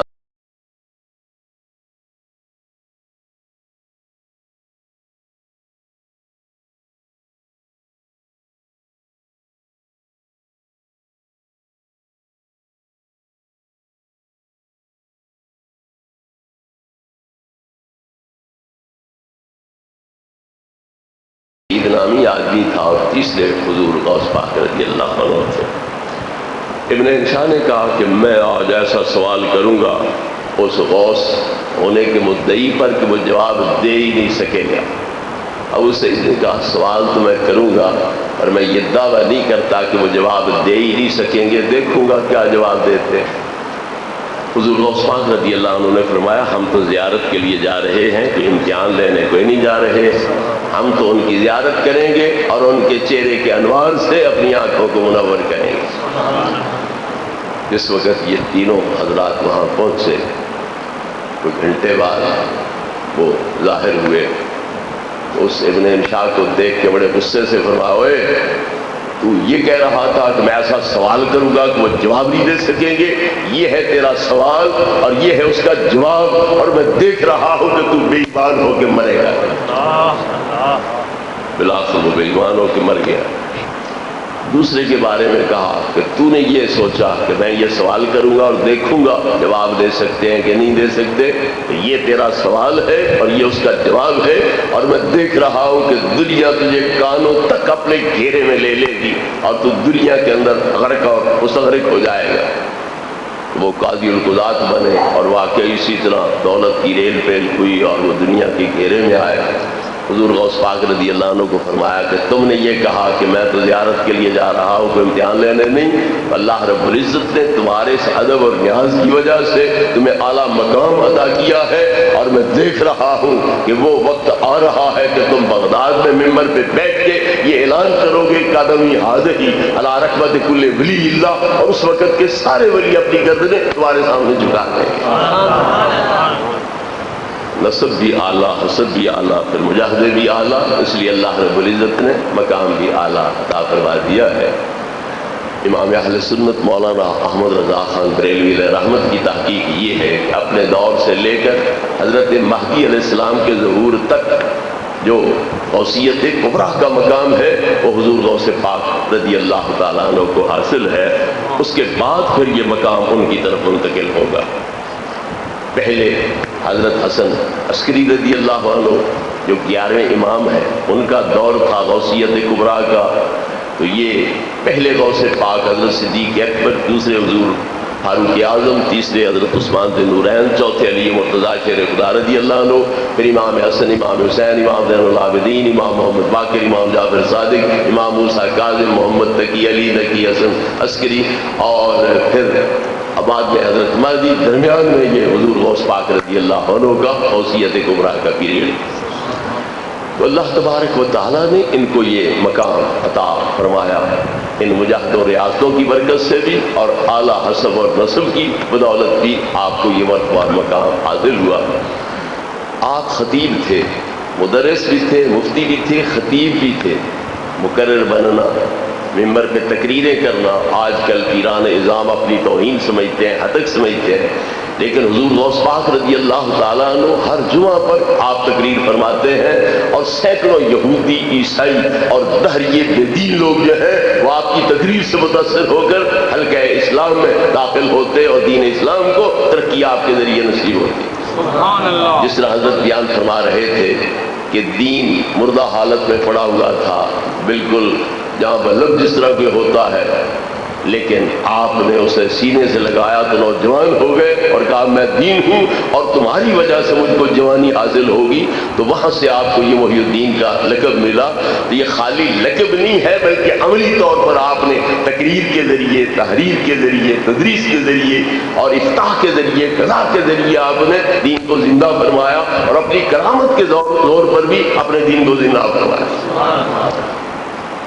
حضرات گرامی، حضور غوث پاک رضی اللہ تعالیٰ عنہ کے بارے میں ہم تو بڑے عقیدے رکھتے ہیں کہ آپ اللہ کی طرف سے مختار ہیں، معصوم ہیں، جو چاہے آپ کر سکتے ہیں. لیکن دوسری طرف سے یہ بھی کہا جاتا ہے کہ جو مر گئے اپنی جان نہ بچا سکے وہ تمہارا کیا کر سکے. اتنا غوث، اتنا مشکل کشا، اتنا مختار کل ہے تو اپنے آپ کو تو بچا لیتا. تو جو اپنے آپ کو بچا نہیں سکا، مر گیا ہے، وہ تمہارا کیا کر سکتا ہے. یہ لوگ سمجھتے ہیں کہ شاید ان کی جو موت ہوتی ہے وہ مجبوری کے تحت ہوتی ہے، جبراً کوئی روح ان کی نکال لیتا ہے. یہ بات غلط ہے. جو حدیث قدسی میں نے آپ کے سامنے پڑھنا شروع کی تھی، اسی میں بعد میں یہ شان بیان کی گئی ہے کہ جب بندہ مقام محبوبیت پہ فائز ہوتا ہے تو اس کی آنکھیں میں ہوتا ہوں جن سے دیکھتا ہے، کان میں ہوتا ہوں جن سے سنتا ہے، ہاتھ میں ہوتا ہوں جن سے پکڑتا ہے، پاؤں میں ہوتا ہوں جن سے چلتا ہے، اور اس کی زبان میں ہوتا ہوں جس سے بولتا ہے، دل دماغ میں ہوتا ہوں جس سے سوچتا ہے. اور آخر میں ہے کہ لئن سألنی لأعطینہ، یہ بندہ محبوب مجھ سے جو مانگے گا میں اسے ضرور عطا کروں گا. وَلَئِنِ اسْتَعَاذَنِي لَأُعِيذَنَّهُ، یہ جہاں بھی مجھے مدد کو پکارے گا میں ضرور اس کی مدد کو پہنچوں گا. یہ شان بیان کرنے کے بعد اللہ فرماتا ہے مَا تَرَدَّدتُ فِي شَيْءٍ أَنَا فَاعِلُهُ كَتَرَدُّدِي عَنْ نَفْسِ الْمُؤْمِنِ يَكْرَهُ الْمَوْتَ وَأَنَا أَكْرَهُ مُسَاعَتَهُ وَلَا بُدَّ لَهُ مِنْهُ. اللہ فرماتا ہے میں کوئی کام بھی کرنے لگوں سوچ میں نہیں پڑتا، تردد کا شکار نہیں ہوتا، مجھے پس و پیش لاحق نہیں ہوتا، کروں نہ کروں. بندہ سوچ میں پڑتا ہے تو ایک قدم آگے بڑھتا ہے، دو پیچھے ہٹ جاتا ہے، مذبذب ہوتا ہے، حیران ششدر ہوتا ہے. تو اللہ فرماتا ہے کوئی کام بھی کرنے لگوں مجھے تردد والی حالت درپیش نہیں ہوتی. لیکن بندہ محبوب کی وفات کا وقت ہوتا ہے تو یہاں پر مجھے بھی اسی قسم کی صورتحال درپیش ہو جاتی ہے. محبوب ہے، اس کی مرضی کے بغیر اسے مار دو تو پھر میرے محب ہونے کی شان کے خلاف ہے، اس کے محبوب ہونے کی شان کے خلاف ہے. اس سے پوچھو حضرت یہ آنا چاہتے ہو کہ نہیں آنا چاہتے، وہ کہے بیوی سے پوچھ لو، بچوں سے پوچھ لو، مریدوں سے پوچھ لو، دوستوں یاروں سے پوچھ لو، استاد ہے تو شاگردوں سے پوچھ لو. اس طرح وہ 6 ماہ لگا دے، وفات کے اندر 6 دن بھی نہ رہتے ہو. جب موت کی گھڑی آتی ہے تو ایک لمحہ آگے پیچھے نہیں ہو سکتی. تو موت بھی وقت پہ آنی چاہیے اور آنی بھی یار کی مرضی سے چاہیے. تو یہ دونوں باتیں اکٹھی ہونی بڑی مشکل ہوتی ہے. تو اس لیے فرمایا کہ مجھے بھی تردد جیسی صورت پیش آ جاتی ہے. تو اللہ پھر اس کا حل کیا نکالتا ہے کہ ملک الموت سے پہلے دوسرے فرشتے بھیج دیتا ہے کہ جاؤ آسمانوں کے حجاب میرے اس مقبول بندے کی آنکھوں کے آگے سے ہٹا دو. اس کی جنت، اس کی حوریں، اس کے یہاں نوری خدام، اس کے جو محلات سونے چاندی کی اینٹوں کے ہیں، کستوریوں کے پیچھے فرش ہے، آرام کرسیاں، پلنگ اور اعلیٰ ترین قالین گدے، وہ دکھلاؤ. دودھ شہد کی بہتی نہریں یہ دکھلاؤ. ایسے باغ جن کے پھل درخت کسی نے دیکھے نہ سنے ہوں وہ دکھلاؤ تاکہ بندہ آپ تیار ہو جائے اور مسئلہ حل ہو جائے. ان الذين قالوا ربنا الله ثم استقاموا تتنزل عليهم الملائكة الا تخافوا ولا تحزنوا وابشروا بالجنة التي كنتم توعدون نحن اولياؤكم في الحياة الدنيا وفي الآخرة.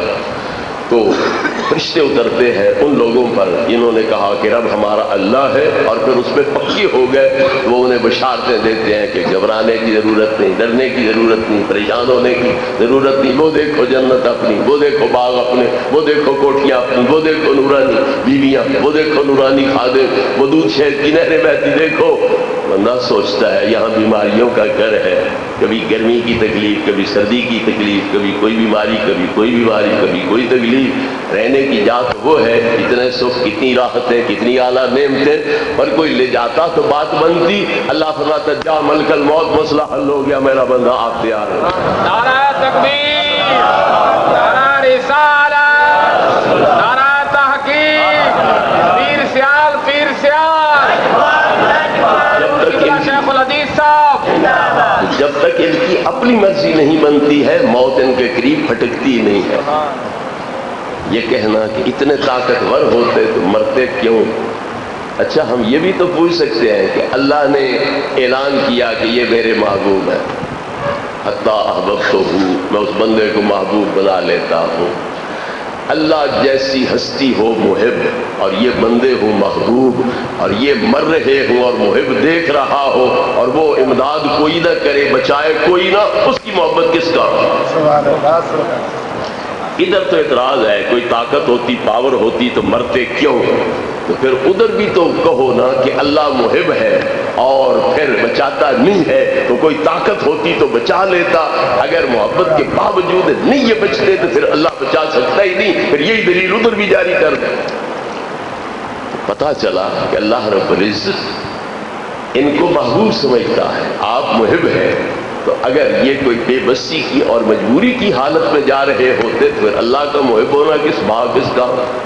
تو یہ مجبوری کی وجہ سے نہیں جا رہے ہیں، بلکہ اللہ رب العزت انہیں کہتا ہے پیارو چھوڑو دنیا کی جیل کو، آؤ کتنی کھلی فضائیں ہیں، کتنی اعلیٰ نعمتیں ہیں، بڑی محنتیں، بڑی مشقتیں تم نے اٹھا لی، اب ان کا بدلہ آؤ مجھ سے وصول کر لو، سبحان اللہ، سبحان اللہ، ان کا بدلہ آؤ مجھ سے وصول کر لو۔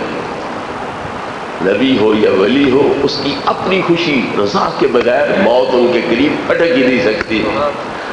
بخاری شریف کی حدیث ہے ما من نبی یمرض الا وقد یخیر، جس نبی کو بھی مرض موت لاحق ہوتی ہے اسے اختیار دیا جاتا ہے، پیارے مجبوری کوئی نہیں، خوشی سے آنا چاہو تو آ جاؤ، اگر رہنا چاہتے ہو دنیا میں تو قیامت تک کے لیے ہم تمہیں چھٹی دے دیتے۔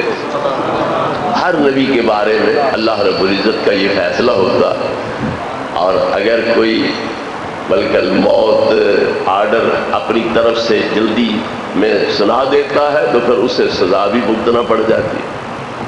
موسیٰ علیہ السلام کے پاس ملک الموت آ گئے تو اللہ کا سلام نہیں پہنچایا، اپنا سلام نہیں پیش کیا، پوچھا نہیں حضور کیا پروگرام ہے، آنا چاہتے ہو تو میں خادم ہوں لے چلتا ہوں، رہنا چاہتے ہو تو ٹکے رہو۔ آرڈر سنا دیا میں ملک الموت ہوں، میں روح قبض کرنے آیا ہوں، عجب ربک، چلو رب کے پاس۔ آپ نے دو تھپڑ مارا، تو کون ہے اس طرح روح قبض کرنے والا؟ آنکھ اڑ کے پرے جا پڑی۔ ایک بچے کو بھی آپ تھپڑ مارو تو وہ چلو مقابلہ تمہارا نہیں کر سکتا، تو دور جا کے گالیاں تو دینا شروع کر دے گا، وہاں سے پتھر ڈھیلے تو پھینکنا شروع کر دے گا، لیکن اتنا بڑا طاقتور فرشتہ ہے، مشرق مغرب شمال جنوب، سمندروں میں، فضاؤں میں، روئے زمین پر، ہر جگہ بیک وقت ہزاروں لاکھوں کی روحیں قبض کرنے والا، اگر چوں نہیں کی، اف نہیں کی، اپنی آنکھ کا ڈھیلا سنبھالا، واپس اللہ کے پاس گیا اور عرض کیا خدایا آج کہاں بھیج دیا تھا؟ ارسلتنی الی عبد لا یرید الموت، تو نے ایسے بندے کے پاس مجھے بھیج دیا جس کا مرنے کا ارادہ ہی کوئی نہیں تھا، وقد فاقا عینی، دیکھو اس نے میری آنکھ نکال دی، یہ کہاں بھیج دیا تھا؟ لوگ کہتے ہیں نبی پاک عمرے کے لیے گئے، عمرہ کوئی نہ ہوا، 350 میل جاتے ہوئے کیا، 350 میل آتے ہوئے کیا، عمرہ وہی کوئی نہ۔ علم غیب ہوتا تو کیوں جاتے، اتنی تکلیف کیوں اٹھاتے؟ تھوڑی سی یہاں بھی وہی دلیل جاری کرو نا کہ اللہ تبارک و تعالیٰ نے بھیجا جا ملک الموت، یہ اللہ کے بھیجے بغیر آتے ہیں؟ وما نتنزل الا بامر ربک، اللہ بھیجتا ہے تو آتے ہیں، نہیں بھیجتا تو فرشتے نیچے نہیں آتے، تو اللہ نے بھیجا جا، موسیٰ کلیم کی روح قبض کر کے لا، اور وہ تھپڑ کھا کے کانا ہو کے آنکھ نکلوا کے خالی واپس گیا کرے، اور پوچھتا ہے خدایا کہاں بھیج دیا تھا؟ ارسلتنی الی عبد لا یرید الموت فقد فاق عینی، تو نے ایسے بندے کے پاس بھیجا جو مرنا چاہتا ہی نہیں تھا اور اس نے میری الٹا آنکھ نکال دی۔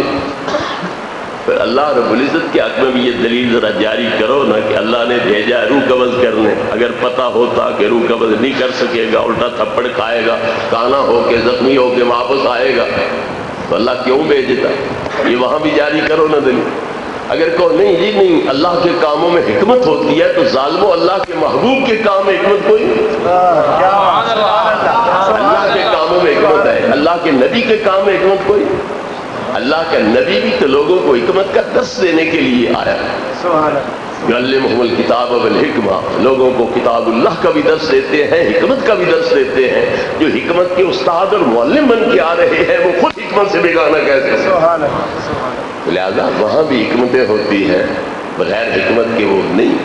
جو خدا نبی کریم علیہ السلام کی زبان ذرا تیز چلنے والی تکلیف گوارا نہیں کرتا، جبریل یاد کر کے آتے پڑھنے لگتے، آپ اس کے ساتھ بھی تیز تیز پڑھتے، پھر دوبارہ بھی دہرائی کرتے تاکہ اچھی طرح یاد ہو جائے۔ اللہ نے فرمایا معبود کیا ضرورت ہے زبان کو تیز چلانے کی، لا تحرک بہ لتعجل بہ، زبان کو تیز مت چلاؤ، جبریل پڑھ جائے سنا جائے وہ چھٹی کر جائے، پھر تمہارا میرا معاملہ تمہارے ذہن میں بٹھانا، دل میں نقش کرنا ان آیتوں کا وہ بھی میرا کام، تمہاری زبان پہ قرات تجوید کے اصولوں کے مطابق جاری کرنا بھی میرا کام، پھر اس کے اسرار و رموز تمہیں سمجھانا وہ بھی میرے ذمہ آئے۔ کیوں تکلیف اٹھاتے ہو، اتنی زبان کو تیز کیوں چلاتے ہو؟ تو جس خدا کو نبی پاک کا اتنا تیز زبان چلانا پسند گوارا نہیں، برداشت نہیں، وہ اتنا لمبا چوڑا سفر کیوں برداشت کر رہا ہے؟ حکمت تھی، معاہدہ ہو گیا، ہو جائے گا 10 سال کے لیے، آس پاس کے علاقے فتح ہو جائیں گے، اگلے سال عمرہ ہو جائے گا، قریش معاہدہ توڑ بیٹھیں گے، دوسرے سال پھر 8ویں سال مکہ فتح ہو جائے گا، کفر کا ہمیشہ کے لیے زمین عرب سے صفایا ہو جائے گا، تو یہ حکمتیں تھی وہاں۔ بہرحال ملک الموت کو تھپڑ لگا، موسیٰ کلیم علیہ السلام کا آنکھ اڑ کے پرے جا پڑی، وہ ڈیلا سنبھال کے واپس اللہ کے پاس پہنچے، پوچھا خدایا کہاں بھیج دیا تھا؟ انہوں نے مرنا قبول ہی نہیں کیا اور میری الٹا آنکھ نکال دی۔ اللہ کو چاہیے تھا کوئی سزا دیتا، کوئی تادیبی کارروائی کرتا، موسیٰ علیہ السلام کی نبوت ختم کرتا، کوئی اور کتاب نازل کرتا، مگر قربان جائیے اللہ کے پیغمبروں کا مقام اللہ کی بارگاہ میں کیا ہے کہ اللہ نے پوچھا تھا کہ نہیں کہ موسیٰ نوبت یہاں تک پہنچ گیا۔ سبحان اللہ، زبانی سوال ہی نہیں ہوا کہ نوبت یہاں تک پہنچی کیوں، اس نے کیا کوئی تمہاری شان میں کمی بیشی کی تھی کہ تم اتنے جلال میں آ گئے، اتنا غصہ نکالا، آنکھ پھوڑ دی، کیا وجہ ہوئی؟ اللہ نے فرمایا تیرا نقصان میں پورا کر دیتا ہوں اور تجھے کیا چاہیے؟ رد اللہ علیہ عینہ، آنکھ ٹھیک کر دی اور کہا اب جانا، تو نے جلد بازی سے کام لیا ہے تو ذرا جلد بازی سے ہٹ کے میرا سلام پہنچا، اپنا سلام پیش کر اور پوچھ حضرت مرضی کیا ہے، آنا چاہتے ہو تو خادم لے چلتا ہوں، رہنا چاہتے ہو تو بیل کی پشت پہ ہاتھ رکھو، جتنے بال نیچے آ گئے اتنے سال عمر اور بڑھا دی جائے۔ تو پتہ چلا کہ پیغمبران کرام کا منصب یہ ہوتا ہے کہ ان کی مرضی سے موت آتی ہے، مرضی کے بغیر موت نہیں آتی۔ حضرت ابراہیم علیہ السلام کے پاس ملک الموت پہنچے، حضور اگلا پیریڈ ختم ہو گیا، آنا چاہتے ہو تو میں لے چلتا ہوں اور اگر رہنا چاہتے ہو تو اللہ سے بات کر لو، پھر تو ایک طرف ہو مجھے اللہ سے بات کرنے دے۔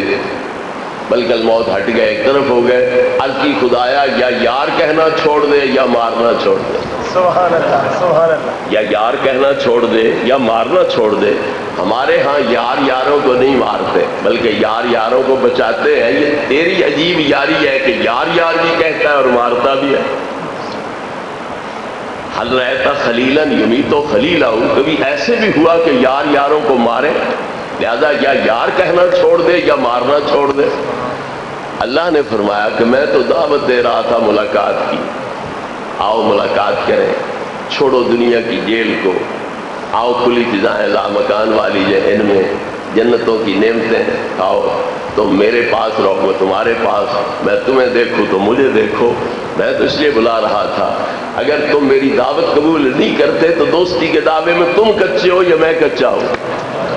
حضرت خلیلاً یکرہ لقاء خلیلہ، کبھی ایسے بھی ہوا کہ یار یار کی ملاقات سے نفرت کرے۔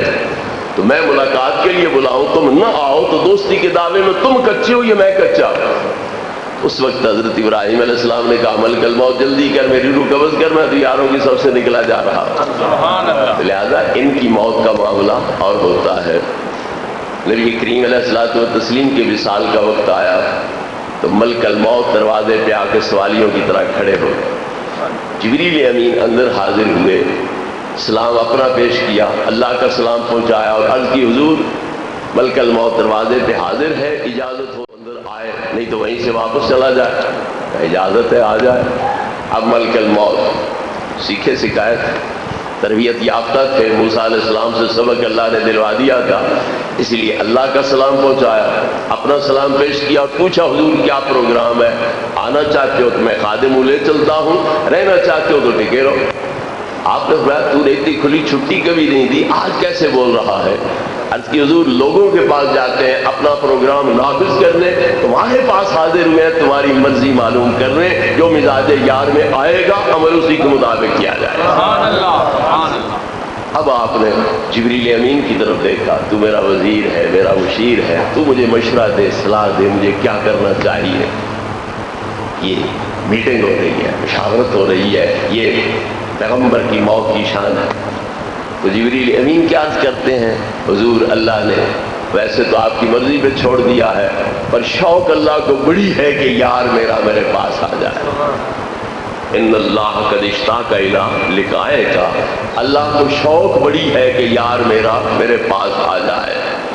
عربی کا قاعدہ یہ ہے جتنے لفظ تھوڑے ہوں معنی خفیف ہوتا ہے، جتنے لفظ بڑھ جائیں تو معنی قوی ہوتا ہے، اس میں کثرت قوت ہے وہ پیدا ہوتی ہے۔ تو شوق کے 3 لفظ ہیں، اشتیاق کے 6 لفظ ہیں، تو اشتیاق کا لفظ ذکر کیا گیا ہے، شوق کا نہیں، تو مطلب ہے اللہ کو بڑا ہی شوق ہے تمہاری ملاقات کا۔ سبحان اللہ۔ تو اس وقت نبی کریم علیہ السلام نے کیا کہا، اللہم ارنا فیک الاعلی، اگر تجھے میری ملاقات کا شوق ہے تو مجھے بھی تیری ملاقات کا شوق ہے، مجھے دنیا میں رہنے کا شوق نہیں، مجھے تیری بارگاہ میں آنے کا شوق۔ تو لہذا ان کے ہستیوں کے وصال کا معاملہ الگ ہوتا ہے، یہ 2 محبوبوں کی ملاقات ہوتی ہے اور وہ ان کے بارے میں چاہتا ہے کہ اب وہ میرے پاس آئیں، چھوڑیں دنیا کی جیل قید کو، اور یہ چاہتے ہیں کہ اللہ رب العزت کی بارگاہ میں رہیں، ہر وقت اس کے دیدار سے بہرہ ہوتے رہیں۔ تو یہ 2 محبوں اور 2 محبوبوں کا باہمی معاملہ ہوتا ہے، اس لیے یہ حضرات بڑی خوشی کے ساتھ اللہ رب العزت کی بارگاہ میں حاضر دیتے ہیں۔ حضرت سیدہ فاطمہ زہرا رضی اللہ عنہا نبی کریم علیہ السلام کی بارگاہ میں بیماری کے وقت حاضر ہوئی۔ اگلے دن آپ کا وصال شریف ہونے والا تھا، جب تکلیف دیکھی، بیماری دیکھی تو کہا واہ قربا ابا، افسوس میرا باپ کتنی تکلیف میں ہے۔ تو نبی کریم علیہ الصلوۃ والتسلیم نے فرمایا لا قربا علی ابی کے بعد اليوم، اے زہرا یہ تکلیف آج ہی ہے، کل نہیں ہوگی۔ کیوں؟ کل میں اللہ کے پاس پہنچ جاؤں گا۔ روح بدن کے اندر ہو تو بیماریاں تکلیفیں ہوتی ہیں، روح آزاد ہو جائے تو بیماریاں ختم ہو جاتی ہیں۔ حضرت زہرا اور زیادہ رونے لگی کہ میں بیماری کو رو رہی تھی اور یہاں معاملہ ہی اور ہے، آپ تو داغ مفارقت دے کے جا رہے ہیں۔ اس وقت نبی کریم علیہ السلام نے خوشخبری سنائی، کون سی؟ کہ اے زہرا انت اول اہل بیتی لہوکن بی، میرے اہل بیت میں سے سب سے پہلے فوت ہو کر تم میرے پاس پہنچ جاؤ۔ سبحان اللہ۔ اب کوئی مائی کا لال بتلایا کہ حضرت زہرا پھر زیادہ روئیں کہ چپ ہو گئیں، الٹا ہنسنے لگی۔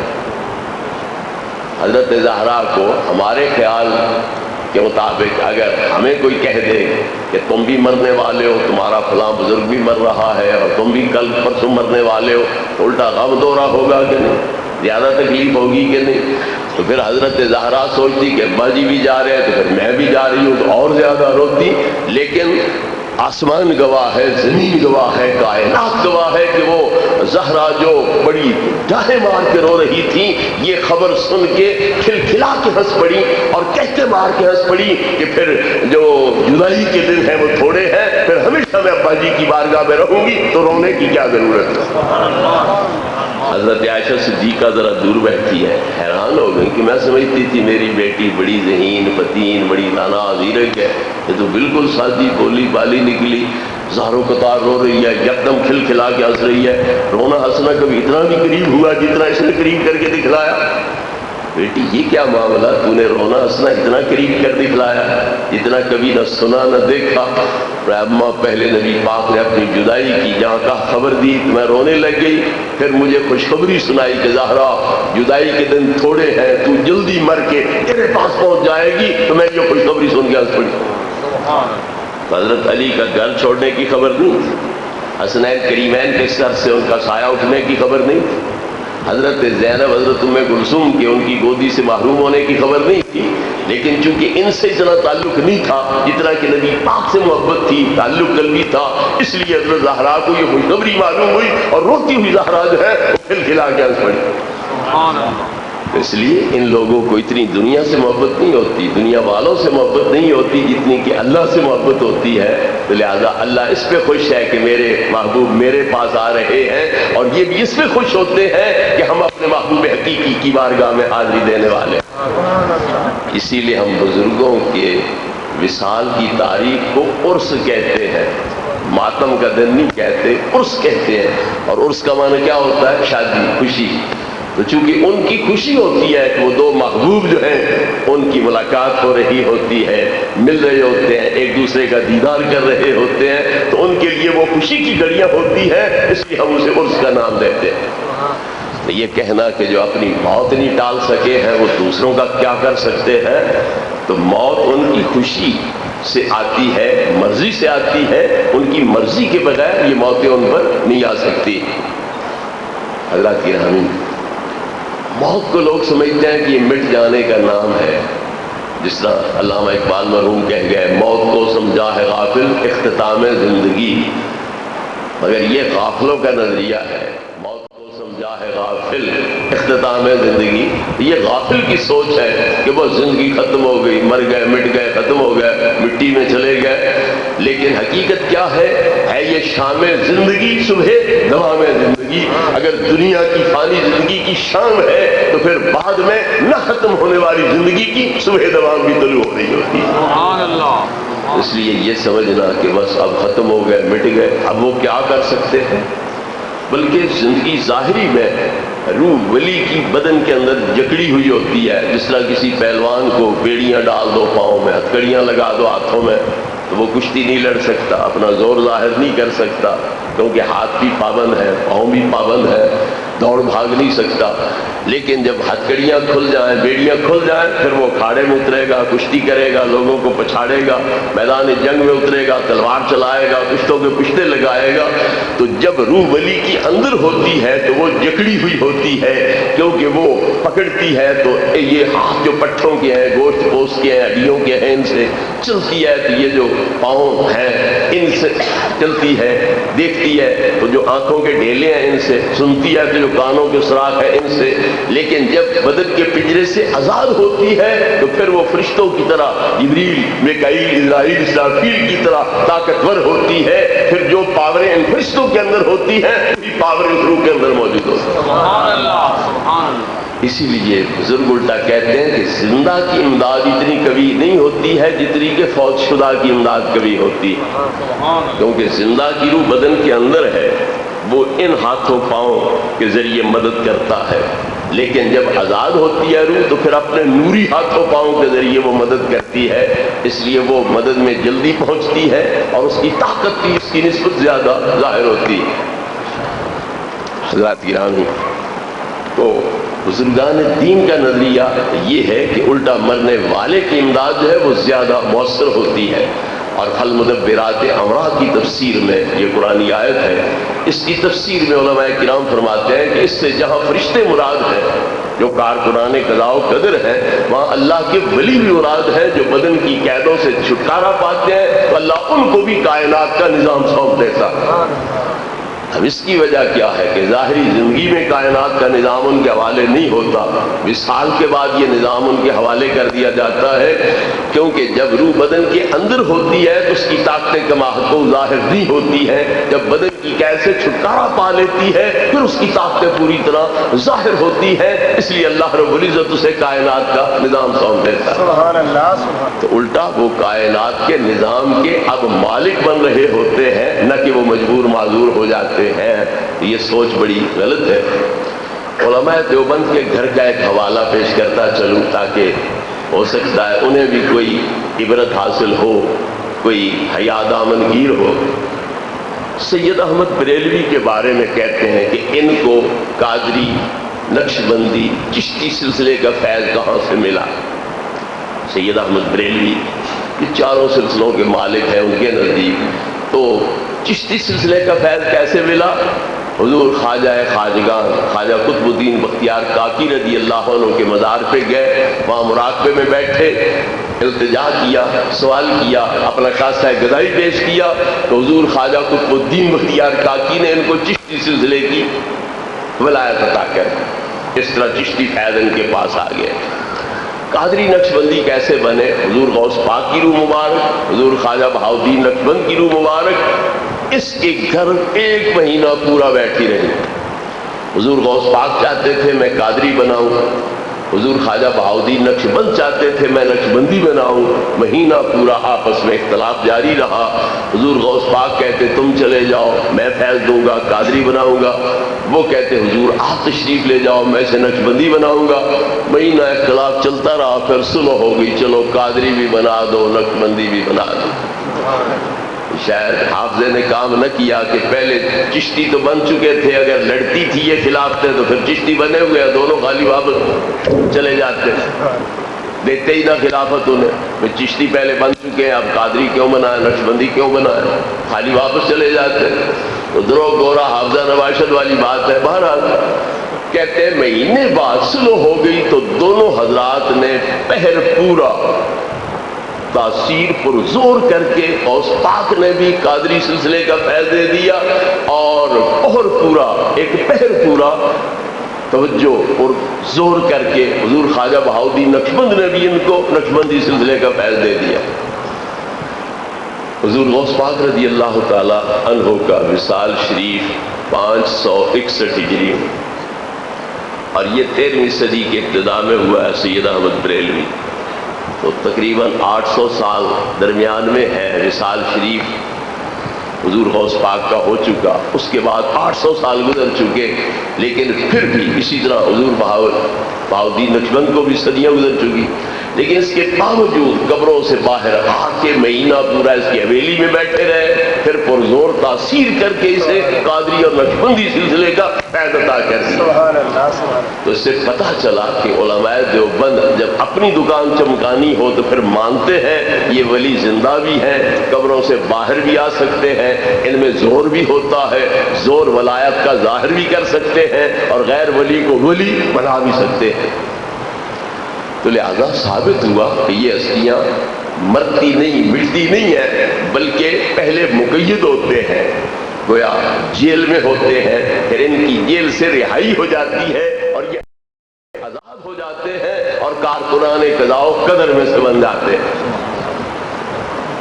آخر میں یہ عرض کر دوں کہ ہم 11ویں مناتے ہیں، اس پہ فتویٰ شرک کا لگتا ہے، وما اہل بہ لغیر اللہ، یہ غیر اللہ کا نام آ گیا، 11ویں غوث پاک کی ہو گئی، اللہ کا دخل کوئی نہ رہا، شرک ہو گیا، حرام ہو گئی، خنزیر سے بدتر ہو گئی۔ فتویٰ یہ ہے کہ یہ خنزیر سے بدتر ہے، مگر کھانے کو پیش کرو تو پھر کھا بھی لیں گے، کھانے کے لیے پیش کرو تو کھا بھی لیں گے، مگر فتویٰ خنزیر سے بدتر ہے۔ اس ظالموں خنزیر سے بدتر جو ہے کھاتے کیوں؟ ہم ایک جگہ گئے تو وہ ہمارے مدرسے کے رکن تھے، انہوں نے کہا کہ وہ پارٹی بھی آ رہی ہے، جی بسم اللہ تیرا کھانا ہے، انہوں نے ہمارا تو نہیں کھانا، آئیں کھائیں، مگر ان سے کہنا اشرف سیالوی بیٹھا ہے، وہ کہہ رہا ہے جائز سمجھو گے تو کھانے دیں گے، حرام تمہیں نہیں کھانے دیں گے، ہمارے بیٹھے ہوئے حرام کھاؤ تو پھر ہم گناہگار ہوں گے، اس صورت میں حرام تمہیں نہیں کھانے دیا جائے گا، حلال سمجھو گے تو پھر آؤ بالکل کھاؤ، جی بسم اللہ۔ اس وقت انہوں نے کہا اچھا پھر ہم نہیں آتے، حرام کھانے کو تیار ہیں، حلال کھانے کے لیے تیار نہیں ہے۔ تو ویسے 11ویں حرام خنزیر سے بدتر، اگر پیش کر دو ہاں ضرور لیں گے۔ تو یہ ما اہل بہ لغیر اللہ میں داخل کر کے اسے حرام سمجھتے ہیں۔ ہم اسے حضور غوث پاک رضی اللہ عنہ کی بارگاہ میں ثواب کے نذرانے کے طور پر پیش کرتے ہیں، تاکہ آپ کے درجات اور بلند ہو جائیں اور آپ ہم پہ راضی ہو جائیں۔ اللہ کے محبوب ہیں، ہمیں دعا دیں گے کہ تم نے مجھے یہ نذرانہ پیش کیا، میرے درجات کی ترقی کا ذریعہ بنے، تم ہم پہ اور زیادہ راضی ہو جائیں۔ ہم نبی کریم علیہ الصلوۃ والتسلیم پر درود بھیجتے ہیں تو کیا درود نہ بھیجیں؟ آپ کے درجے مرتبے میں کمی واقع ہو جائے، آپ کا مقام گر جائے گا۔ اللہ درود بھیجنے والا ہے، سارے فرشتے درود بھیجنے والے ہیں، ہم نہ بھیجیں تو کیا ہوگا؟ تو ہم درود بھیجتے ہیں اس لیے کہ جب اللہ کے محبوب کی بارگاہ میں یہ نذرانہ پیش کریں گے تو آپ راضی ہوں گے، آپ راضی ہو گئے تو اللہ رب العزت کی رضا اعلیٰ درجے کی حاصل ہو جائے۔ اسی لیے نبی کریم علیہ السلام نے فرمایا کہ جو ایک درود مجھ پر بھیجے گا، میرا رب 10 درود اس میں بھیجے گا، 10 گناہ اس کے معاف کرے گا، 10 درجے اس کے بلند فرما دے گا۔ تو ہم نام ان کا لیتے ہیں، بھلا اپنا چاہتے ہیں، درجات اپنے جو ان کی بلندی چاہتے ہیں۔ حضور غوث پاک رضی اللہ تعالیٰ عنہ کی بارگاہ میں یہ نذرانہ کیوں پیش کرتے ہیں؟ اس لیے کہ وہ اللہ کے محبوب ہے، نبی پاک کے لاڈلے ہیں، محبوب ہیں۔ جب ان کو اس طرح کے نذرانے پیش کریں گے تو پھر وہ خوش ہوں گے، جب وہ خوش ہوئے تو نبی پاک خوش ہوں گے، اللہ پاک خوش ہوگا اور ہم پر زیادہ کرم نوازی اللہ تعالیٰ کی بھی ہو جائے گی، نبی کریم علیہ السلام کی بھی کرم نوازی ہو جائے گی۔ اس لیے ہم ان کی بارگاہ میں یہ نذرانے پیش کرتے ہیں۔ اس پر ایک تائید میں حدیث پاک سے پیش کروں، صحابہ کرام علیہ رضوان نبی کریم علیہ السلام کی بارگاہ میں ہدیے تحفے نذرانے پیش کرتے تھے تو وہ حضرت عائشہ صدیقہ کی باری کا انتظار کرتے رہتے تھے۔ 9 بیویاں تھیں آپ کی، حضرت عائشہ کی جب باری ہوتی تو اس وقت وہ نذرانے ہدیے تحفے ڈھیر لگا دیتے، باقی بیویوں کے پاس آپ جاتے تو وہ بات نہ ہوتی۔ حضرت عائشہ بڑی ٹھاٹھ سے آپ کی دعوت کرتی، بڑی شان شوکت سے، باقی بیویوں کے پاس نہ یہ تحفے نذرانے پہنچتے، نہ وہ اس طرح ٹھاٹھ سے آپ کی دعوت کر سکتے۔ تو انہوں نے سوچا کہ ہم کوئی سفارش کرائیں کہ نبی کریم علیہ السلام صحابہ کو حکم دیں کہ وہ عائشہ کی باری کا انتظار نہ کیا کریں، مجھے دینے ہیں تحفے نذرانے، میں جہاں بھی ہوں وہیں بھیج دیا کر۔ حضرت زہرا کو سفارشی بنایا کہ تم محبوب بیٹی ہو، لخت جگر ہو، نور نظر ہو، تم ہماری سفارش کرو کہ حضرت عائشہ کی باری کا صحابہ انتظار نہ کیا کریں، بلکہ میں جہاں بھی ہوں وہیں تحفے تحائف بھیج دیا کریں۔ حضرت زہرا آئیں، سرکار نے آنے کا مدعا پوچھا، انہوں نے بتلایا کہ میں اس طرح اپنی ماؤں کی سفارشی بن کے آئی ہوں۔ تو نبی کریم علیہ الصلوۃ والتسلیم نے کہا الا تحبین ما احب، اے زہرا جس کے ساتھ مجھے محبت ہے تجھے محبت نہیں ہے؟ حضور کیوں نہیں، مجھے بھی محبت ہے۔ تو فرمایا فحبی حاضر ہی، عائشہ کے ساتھ محبت رکھا کرو، اس کے خلاف سفارشی بن کے مت آیا کرو۔ اب میں یہ پوچھتا ہوں کہ صحابہ کرام علیہ رضوان نے نذرانے تحفے تو پیش نبی پاک کو کرنے ہیں، پر گھر حضرت عائشہ کا کیوں منتخب کیا؟ کیونکہ وہ نبی پاک کو بہت پیاری ہے، جب تحفے طائف جائیں گے ان کے گھر تو وہ خوش ہو جائیں گی، جب وہ خوش ہوئی تو نبی پاک کی خوشی اعلیٰ درجے کی حاصل ہو جائے گی، اس لیے اس گھر کا انتخاب کیا ہے۔ تو آپ کی محبوب سبحانی ہے، ہم نے تحفے طائف جو پیش کرنے ہیں تو وہ ویسے تو ہم اللہ کی رضا کے لیے، نبی پاک کی رضا کے لیے پیش کرتے ہیں گزر جانے والوں، فوت ہونے والوں کو، لیکن جب اللہ کے اس محبوب کو پیش کریں گے تو پھر یہ خوش ہوں گے، ان کی وجہ سے نبی پاک کی اعلیٰ درجے کی خوشی ہمیں نصیب ہو جائے گی، اور اللہ کے محبوب یہ خوش ہوئے تو اللہ رب العزت کی رضا بھی ہمیں اعلیٰ درجے کی نصیب ہو جائے گی۔ اس لیے ہم ان کا انتخاب کرتے ہیں۔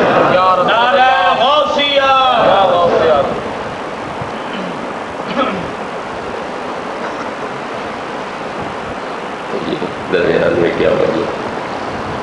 بہرحال حضور غوث پاک رضی اللہ عنہ کی بارگاہ میں یہ نذرانے پیش کرنے کی حکمت اور فلسفہ جو ہے وہ بھی یہی ہے کہ ہم نے ویسے تو ثواب پہنچانا ہے، لیکن ان کا انتخاب کیوں کرتے ہیں؟ کیونکہ یہ اللہ کے محبوب ہیں، جب ان کی بارگاہ میں یہ ثواب پہنچے گا تو پھر یہ خوش ہوں گے، آپ خوش ہوئے تو نبی پاک خوش ہوں گے، اللہ پاک خوش ہوگا۔ اس لیے رہا یہ معاملہ کہ اللہ کی عبادت ہے تو ادھر غوث پاک کے لیے کیوں کی جا رہی ہے؟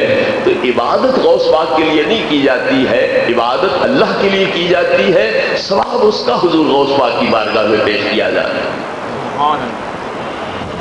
نام اگر غوث پاک کا لیتے ہیں تو نام مصرف کے تعین کے لیے لیتے ہیں، نہ کہ عبادت کے تعین کے لیے کہ عبادت کس کی ہے، مصرف کے تعین کے لیے کہ ثواب کسے پہنچے۔ اللہ رب العزت کی مالی عبادت ہے زکوٰۃ، لیکن اللہ کیا فرماتا ہے؟ انما الصدقات للفقراء والمساکین والعاملین علیہا والمؤلفۃ قلوبہم، 8 اقسام کا ذکر کیا ہے کہ زکوٰۃ صدقات جو ہے فلاں فلاں کے لیے ہے۔ تو اگر ان کے لیے ہے تو اللہ کی عبادت کیسے بنے؟ اللہ کی عبادت ہے تو ان کے لیے کیسی ہے؟ عبادت اللہ کی ہے، مصرف یہ ہے۔ تو اسی طرح یہاں بھی یہ جو 11ویں ہیں، 12ویں ہیں، 6ٹھی ہے حضرت خواجہ ہند غریب نواز کی، تو یہ عبادت مالی اللہ کی ہے، اور جو ثواب ملتا ہے وہ ان پاک ہستیوں کی بارگاہ میں پیش کرتے ہیں۔ آخر ایک چیز کا مصرف بھی تو ہوتا ہے، وہ کہیں خرچ بھی تو کرنی ہوتی ہے۔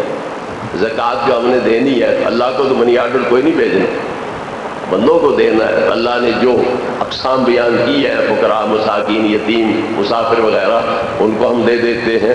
تو یہ مصرف کے طور پر ان کے حوالے کر رہے ہیں کہ ان کی حاجت پوری ہو جائے، ضروریات پوری ہو جائیں، نہ کہ عبادت کے طور پر۔ تو عبادت اللہ کی ہے، مگر حاجت ان کی پوری کر رہے ہیں، ضرورت ان کی پوری کر رہے ہیں۔ تو یہ بھی جو ہم صدقات خیرات کرتے ہیں، یہ عبادت اللہ کی ہوتی ہے، ثواب ان کو پیش کرتے ہیں کہ اللہ کے پیارے ہیں، یہ راضی ہو گئے تو پھر نبی پاک کی بھی رضا اعلیٰ درجے کی حاصل ہوگی، اور اللہ رب العزت کی بھی رضا اعلیٰ درجے کی۔ نبی کریم علیہ الصلوۃ والتسلیم نے ایک قربانی فرمائی اور کیا عرض کیا؟ اللہم ھذا انی وامن لم یدہ من امتی، خدایا یہ قربانی میری طرف سے بھی ہے اور قیامت تک میرے آنے والی جو امتی ہیں ان کی طرف سے بھی ہے۔ سبحان اللہ۔ نبی کریم علیہ الصلوۃ والتسلیم نے قربانی پر اپنی امت کا نام لیا کہ یہ میری قیامت تک آنے والی امت کی طرف سے ہے۔ تو آپ عبادت نہیں امتیوں کے کر رہے تھے، بلکہ اپنی قربانی کے ثواب میں ان غلاموں کو بھی شامل فرما رہے ہیں۔ سبحان اللہ۔ تو ثواب پہنچانے کے لیے نام لینا اور بات ہے، عبادت کے لیے نام لینا اور بات ہے۔ ضمن یہ بات عرض کرتا چلوں کہ ایک چھترا مینڈا ہو تو قیامت تک آنے والی امت کی طرف سے وہ قربانی دی جائے تو امتیوں کو ملے گا کیا؟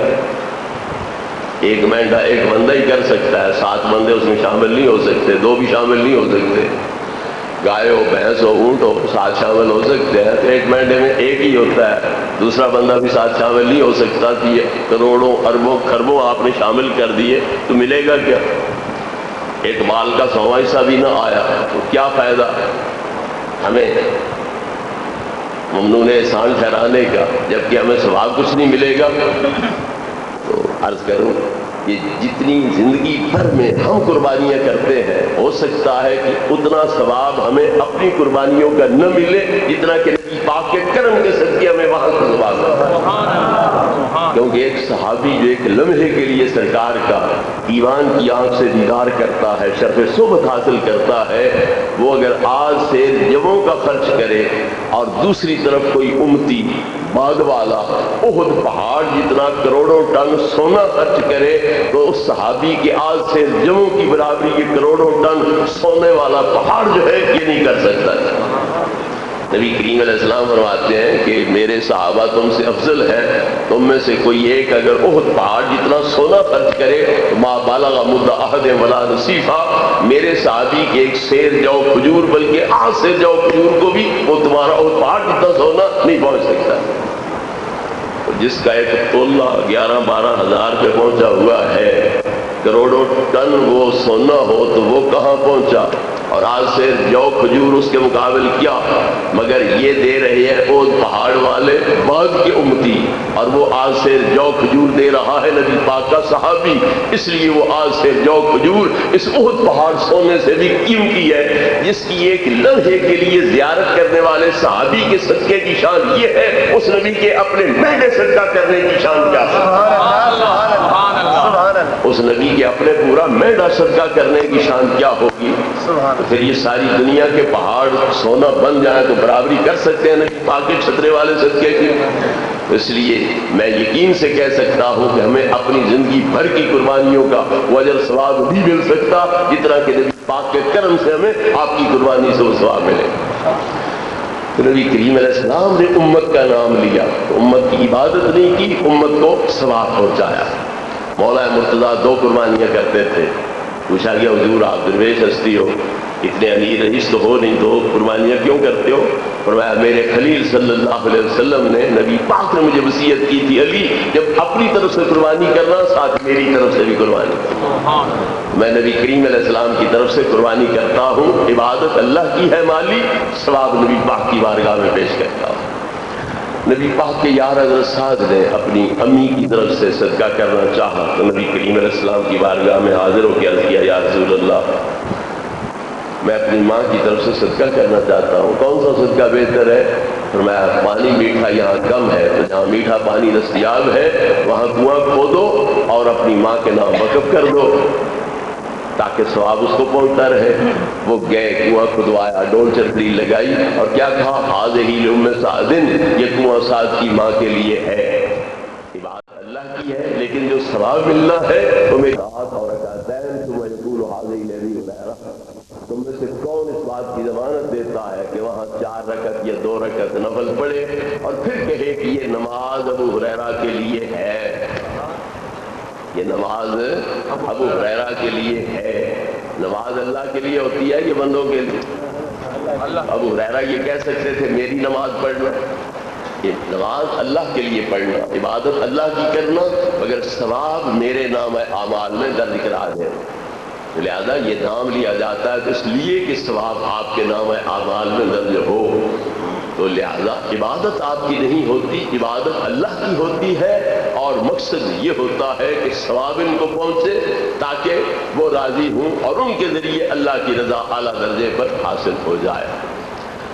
लोग ये भी कहते हैं कि उनको क्या कमी है, अपने माँ बाप को नहीं पेश करते, उनको पेश करते हो, ये मोहताज है, इन्हें ज्यादा जरूरत है, उन्हें क्यों नहीं पहुंचाते, उधर पहुंचाते हो। तो पहुंचाते सबको है। तुमने कभी हमें देखा सुना होता तो ये इतराज न करते, तुम घर बैठ के मफरूज़े काम करते हो और इतराज करना शुरू कर देते हो। हमारी महफिलों में आते सुनते कि हम किस तरह पेश करते हैं नबी पाक की बारगाह नाज में, फिर आपके तो वैसे तमाम अंबिया किराम अलैहिस्सलाम, सहाबा किराम, अहले बैत किराम, अज़वाज मुताहहारात और तमाम सिलसिला सलासिल के औलिया किराम, फिर जितने मुसलमान गुजर चुके हैं सबको, बिलखुसूस अपने आबा व अजदाद को, और हुज़ूर गौस पाक रज़ी अल्लाह अन्हु का भी बिलखुसूस नाम लेते हैं। तो लिहाजा हम सबकी खिदमत में पेश करते हैं। तो असल मकसद खा गौस पाक की बारगाह में हदिया पेश करना हो, लेकिन बाकी जो है आबा व अजदाद वगैरह तो उनकी बारगाह में भी पेश करते हैं, न कि उन्हें भुला देते। इतना हमारे माँ बाप का फिक्र तुम्हें क्यों करने की जरूरत पेश आई? हमें फिक्र है, हम आप उनको सवाब पहुंचाते रहते हैं। हमारी सिर्फ बदनीयती ये है कि गौस पाक को न पहुंचाओ, सिर्फ इसलिए ये आड़ बना रहे हो, वरना हमारे माँ बाप के साथ तुम्हें क्या हमदर्दी? गौस पाक से हमदर्दी तुम्हें कोई नहीं, जो अल्लाह का मुसल्लम वली है, महबूब सुबहानी है और सदियों से लोग उनको इस मर्तबे पे फाइल मान रहे हैं, उनके साथ हमदर्दी कोई नहीं। हमारे माँ बाप के साथ क्या हमदर्दी? ये सिर्फ आड़ है इसलिए कि भूल जाए गौस पाक रज़ी अल्लाह अन्हु को। अगर वो भूल नहीं सकते, क्यों?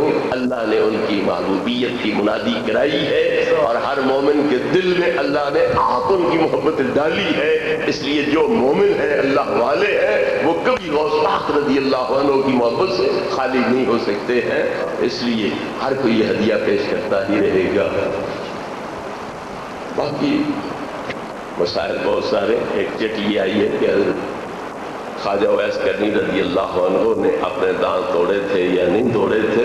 हमें किसी सही रिवायत के साथ ये बात मालूम नहीं है, इसलिए मैं ज़ाती तौर पर इस बारे में कुछ नहीं अर्ज कर सकता। बाकी मुझसे ज़्यादा मुताले वाले हज़रात बैठे हैं, हो सकता है उनको कुछ सही पुख्ता रिवायत इस बारे में मिली हो, वो वजाहत कर सकते हैं। मुझे बहरहाल कोई पुख्ता रिवायत इस तरह की मालूम नहीं है। वक्त आपका काफी ले गया। याद जिंदा सोबत बाकी आखिर दावाना अल्हम्दुलिल्लाह। मुस्तफा जाने रहमत पे लाखों सलाम, शमाए बज़ में हिदायत पे लाखों सलाम। अल्लाह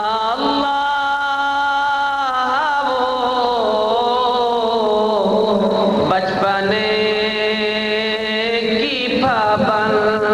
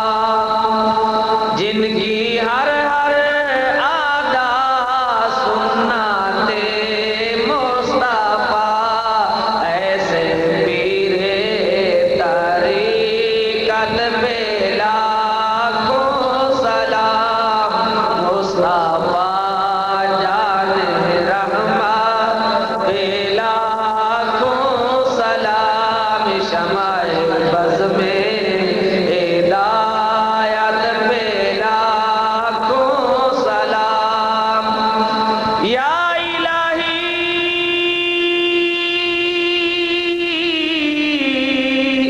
صدقائے آل رسول اور یہ سلام عاجزانہ ہو. اس سے پہلے جو پیر طریقت جناب صاحبزادہ والا شام پیرزادہ مشتاق احمد شاہ صاحب الحضری دعا فرمائیں. ایک اعلان سن لیں. حضور قبلہ شیخ الحدیث مدد علی کے بے شمار خطابات میں مشتمل کیسٹیں موجود ہیں ہمارے پاس کار گاڑی کے اندر، اور آپ کی جو تصانیف ہیں یعنی وہ کتب موجود ہیں جو حضرات لینا چاہتے ہوں بہرحال بھی موجود ہے وہ لے سکتے ہیں. اور آخر میں ایک دفعہ پھر تمام اکابر علماء کرام کا مشائخ اعظام کا بالخصوص اپنے قبلہ استاد مکرم کا تہ دل سے مشغول ہوں کہ حضرات تشریف لائے اور ہماری حوصلہ افزائی فرمائی. تشریف لاتے ہیں دعا کرانے کے لیے قبلہ پیر مشتاق شاہ صاحب اعلیٰ